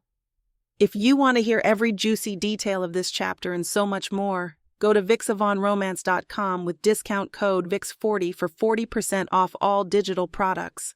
Finally spent, he collapses on top of me but quickly rolls to the side to avoid crushing me under his weight. I follow, not wanting him to leave my body and settle on top of him, my ear against his chest. He traces lazy patterns on my bare skin and holds me closer. I can hear the steady rhythm of his heartbeat against my ear, a testament to the life that pulses within him. His fingers are soft and careful as they trace over my skin, exploring the curves and valleys of my body. With his free hand, he gently tucks a stray curl behind my ear. He looks down, his eyes explore my face, memorizing every detail as if committing it to memory. There's a softness in his gaze now, a tender affection that melts me. His lips find mine again, sweet and slow. It's not full of urgency or lust this time, but with something deeper, something more profound. Chapter 33. Axel. God damn, you're beautiful. I whisper in her ear. The sounds of the waves crashing nearly drown out my voice, but she hears me just fine. I don't think I'll ever get tired of hearing you say that, she replies, beaming. She pulls my face in for a kiss. It lingers longer than normal until she finally pulls away. So, what should we do today? She asks, stretching her arms above her. Who says we have to do anything? I lay back against the sand and she snuggles next to me, her head on my chest. The weather is hot, but we're in the shade of a palm tree, so it's balmy to us. We sit and listen to the waves for a while. I can hear the calls of various tropical birds in the distance. Aruba for a honeymoon was a good choice. I had offered Bermuda, but she twisted my arm and chose Aruba instead. For the last 3 days, we've done nothing but lay on the sand, make love in our villa, and eat some of the freshest seafood in the world. Oh, and a lot of drinking. When you can get as many cocktails served out of coconuts as you like, it's hard to say no. We practically sleep on the beach. After a couple of hours, the sun has shifted, and now it's burning our faces. I suppose we should head over to the cabana, huh? I ask. I could take a dip in the pool, actually, she replies. She wipes off a bit of drool from the side of her mouth, smiling. God, you're beautiful, I reply. She laughs. The pool is warm and tranquil. Other tourists hang out in different sections, but most of the water is clear and empty. I make my way to the poolside bar to grab a couple of Mai Tai. We sit in the shade of the hotel and sip our drinks. She doesn't seem too interested, so I wind up finishing hers. How are you doing, Mrs. Gray? I ask. I don't think I'll get tired of that either, she replies. I'm doing good. My stomach is a little wonky, but I'm good otherwise. Wonky? What do you mean? I don't know. Just a little nausea. Probably too much alcohol and not enough food. Well, I know a way we can remedy that. I wink and stand up out of the water. I hold my hand out for hers, and we get out of the pool. Rather than head to the restaurant, we go back to the villa and order room service. My appetite has been insatiable the entire time we've been on the island, and I don't mean for shrimp and mahi-mahi. As soon as the order's in, I tackle her to the bed. We kiss each other ravenously, like it's our first time. Since we're in bathing suits, it's not too hard to get naked and start making love. By the time the food arrives, we're sitting in our bathrobes sipping on some tea. Her stomach is better, and she practically jumps over the couch to get the food as soon as it's in the room. We enjoy a meal of seafood pasta and risotto. Each bite is so flavorful and delicious. It's hard to restrain myself, but I want to savor each moment as much as I can. The sounds of the waves outside are like music to my ears. The villa is completely open, so the cool ocean breeze blows through each room, kissing our slightly moist skin. After dinner, we take a shower together. However, instead of having sex, I hold her in my arms. I love you, I whisper into her ear. I love you too, she replies. Her eyes are closed and she's swaying back and forth. At first, I think it's just her living in the moment. However, her face contorts and I can tell something's wrong. Babe, are you okay? I pull her face up so I can look her in the eye. Yeah, I'm fine. I think I just need to lay down for a moment. She pulls open the shower curtain and walks toward the bed. She doesn't even grab a towel. Her wet, naked body drips all over the wooden floorboards. She steadies herself on the wall for a second. I'm right behind her, carrying a towel and trying to dry myself off. Babe, what's wrong? You're not looking too good. I can see her swaying again. I'm fine, just give me a second, she replies. She holds her head for a moment, then continues walking toward the bedroom. Before she can even reach the bed, she collapses. I'm already there, holding her in my arms. Violet, talk to me, what's going on? Her body is still wet and slippery.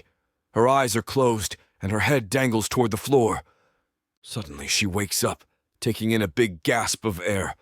I'm okay. I hold her face and we look into each other's eyes. The hell you are. You just fainted. What's going on? I don't know, I just lost it for a second. Let me lie down for a little while, okay? I'm feeling a little better. I help her up and put her on the bed. Even though we're both completely naked, the moment is far from sexy or alluring. She lays down with her eyes closed. My head is swimming. Just give me a few minutes, yeah? You've barely drank anything today. I don't think it's alcohol, I reply. I don't know what it is. I've been feeling off all day. She sighs. Just relax. I'll get you some water and figure out what we can do. I call the front desk and ask about clinics in the area. She needs to see a doctor or something to find out what's wrong. People don't just faint for no reason. I let her rest for a couple of hours. I sit out on the deck, watching the moon over the ocean. The breeze feels nice, but it doesn't offer respite from my thoughts. I think I want to go home.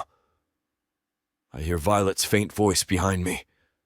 I stand up, and she's leaning against the doorframe, a bathrobe barely clinging to her. How are you feeling right now? I ask. Still not 100%. I think I just want to get home and figure out what's wrong. I think I might be too Aruba'd out. That's fine. I'll get us a flight in the morning. I walk over to her. She looks like she's half asleep. I caress her chin, and she smiles. I'm sorry, babe. I know we still have a few days left. Her voice is soft and silky. Under other circumstances, she would sound unbelievably sexy, especially wearing a silk robe and nothing else. It's okay, my love. We can always come back. I help her get back to the bedroom. To Bermuda next time. Maybe there I'll feel better. She smiles. Back in Nevada, we go to the hospital before even heading home. She's still having nausea and now headaches. She even threw up before we left. Thankfully, with my contacts and resources, we don't have to wait long for a doctor. He performs some tests and checks out different parts of her body. We sit and wait in his office for the results. I'm holding her hand, but she looks like she's about to vomit. Well, I have some good news. Dr. Lafayette walks through the door, carrying a clipboard. Is she okay? I ask. She's more than okay. She's pregnant. Dr. Lafayette sits down across from us, smiling. The news hits me like a freight train. Pregnant? Already? Are you sure? She asks. I mean, we can run a few more tests, but I don't think there could be any other reason for what you've been feeling. I turn to face Violet. Her face is beaming. I'm pregnant, she whispers. Seeing her so happy makes everything melt away. I guess so, I reply. She kisses me, holding my head with her hand. I can feel her enthusiasm and joy as we lock lips. Congratulations. Dr. Lafayette chimes in. Thank you. This is not what we were expecting, but it's so much better than the alternative. I don't mean to ruin the mood, but I think I have to throw up. That morning sickness is no joke. Violet stands up. We shake the doctor's hand and rush to the bathroom. On the drive home, she rests her head against my chest. We hold hands and I caress her wedding band. So, what are we going to name our baby? She asks. Axel Jr. if it's a boy, or Violet Jr. if it's a girl, I reply. She smacks me hard. Are you kidding me? Of course I am. Do you have names in mind already? I ask. She settles back against my chest. No, not yet. Chapter 34, Violet. Come on, Violet, you got this! Axel holds my hand tight as I push and strain. Sweat drips from my forehead as I push with all my might. 6 hours of labor, and she's still not out of me yet. My body aches, but I know the painkillers are keeping me from feeling the full brunt of the experience. Just a couple more pushes and she'll be out, the doctor explains. I take a few moments to catch my breath. I knew this would be hard, but I never imagined it would feel like this. Axel leans over and kisses my forehead. I'm sure I look disgusting and sweaty, but he looks at me as if I'm still the most beautiful girl he's ever seen. It's okay, babe. You're so close. I'm right here for you. His words are comforting, but they do little to alleviate how I'm feeling. It's as if I just ran a marathon. I'm so drained. I strain again and push. The sensation is unlike anything I've ever felt before. As she inches out, I wonder how much more of her is left. Suddenly, I hear crying. Almost there, one more push, Violet! The doctor's voice rings in my ears. I push again and that's it. She's out. Her crying fills the room. Even though I'm completely exhausted, the only thing I want is to see her and hold her. The nurses get her ready, wiping her down and cutting the umbilical. Childbirth is a lot grosser than what they show in the movies, but I don't care. I need to see our daughter. Finally, they bring her over, bundled in cloth. She's still screaming and crying as I cradle her in my arms. Our little Isabel, she is perfect. Axel kisses me on the forehead again before reaching out to touch Isabel. My whole body aches, and my head is loopy from the drugs, but I have never been happier. You did it, babe. Axel's voice seems so close yet so far away. I did, didn't I? So, when do you want to get back into ballet? Axel asks. We're sitting in the dining room, eating dinner. I'm trying to feed Isabel, but she's more interested in playing with her food than eating it. I feel bad for the maids, having to clean up so many messes all the time. I don't know. I'm happy staying here with Isabel for a while longer. Why do you ask? No reason. I'm sure you're getting a little stir-crazy, though, spending all of your time here with the baby, he replies. Not at all. We go out and explore the grounds. We go into the city to go shopping. I'm comfortable here. She's such a handful that I don't really think about anything else. Well, I'm glad.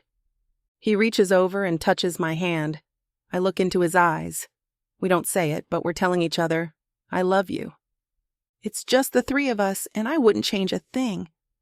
This is better than any ballet show. Better than any night on the town. I'm so lucky to have both of them in my life. If you had told me years ago that I would be sitting here with my daughter and husband, I would have laughed in your face. I remember how helpless I felt at the casino, how every day blended into the next with no end in sight. I remember the hardest nights when it felt like my life was more or less over. The nights when I contemplated doing something I thought I would never do. I remember hating my dad so much, wishing he would have died when I was young so I wouldn't have to pay for his mistakes. Such darkness and loneliness, now replaced by immeasurable joy and contentment. After a few minutes, I can hear Axel snoring, his face leaning against my shoulder, the weight almost too heavy to be comfortable. If I could stay in this moment forever, I would.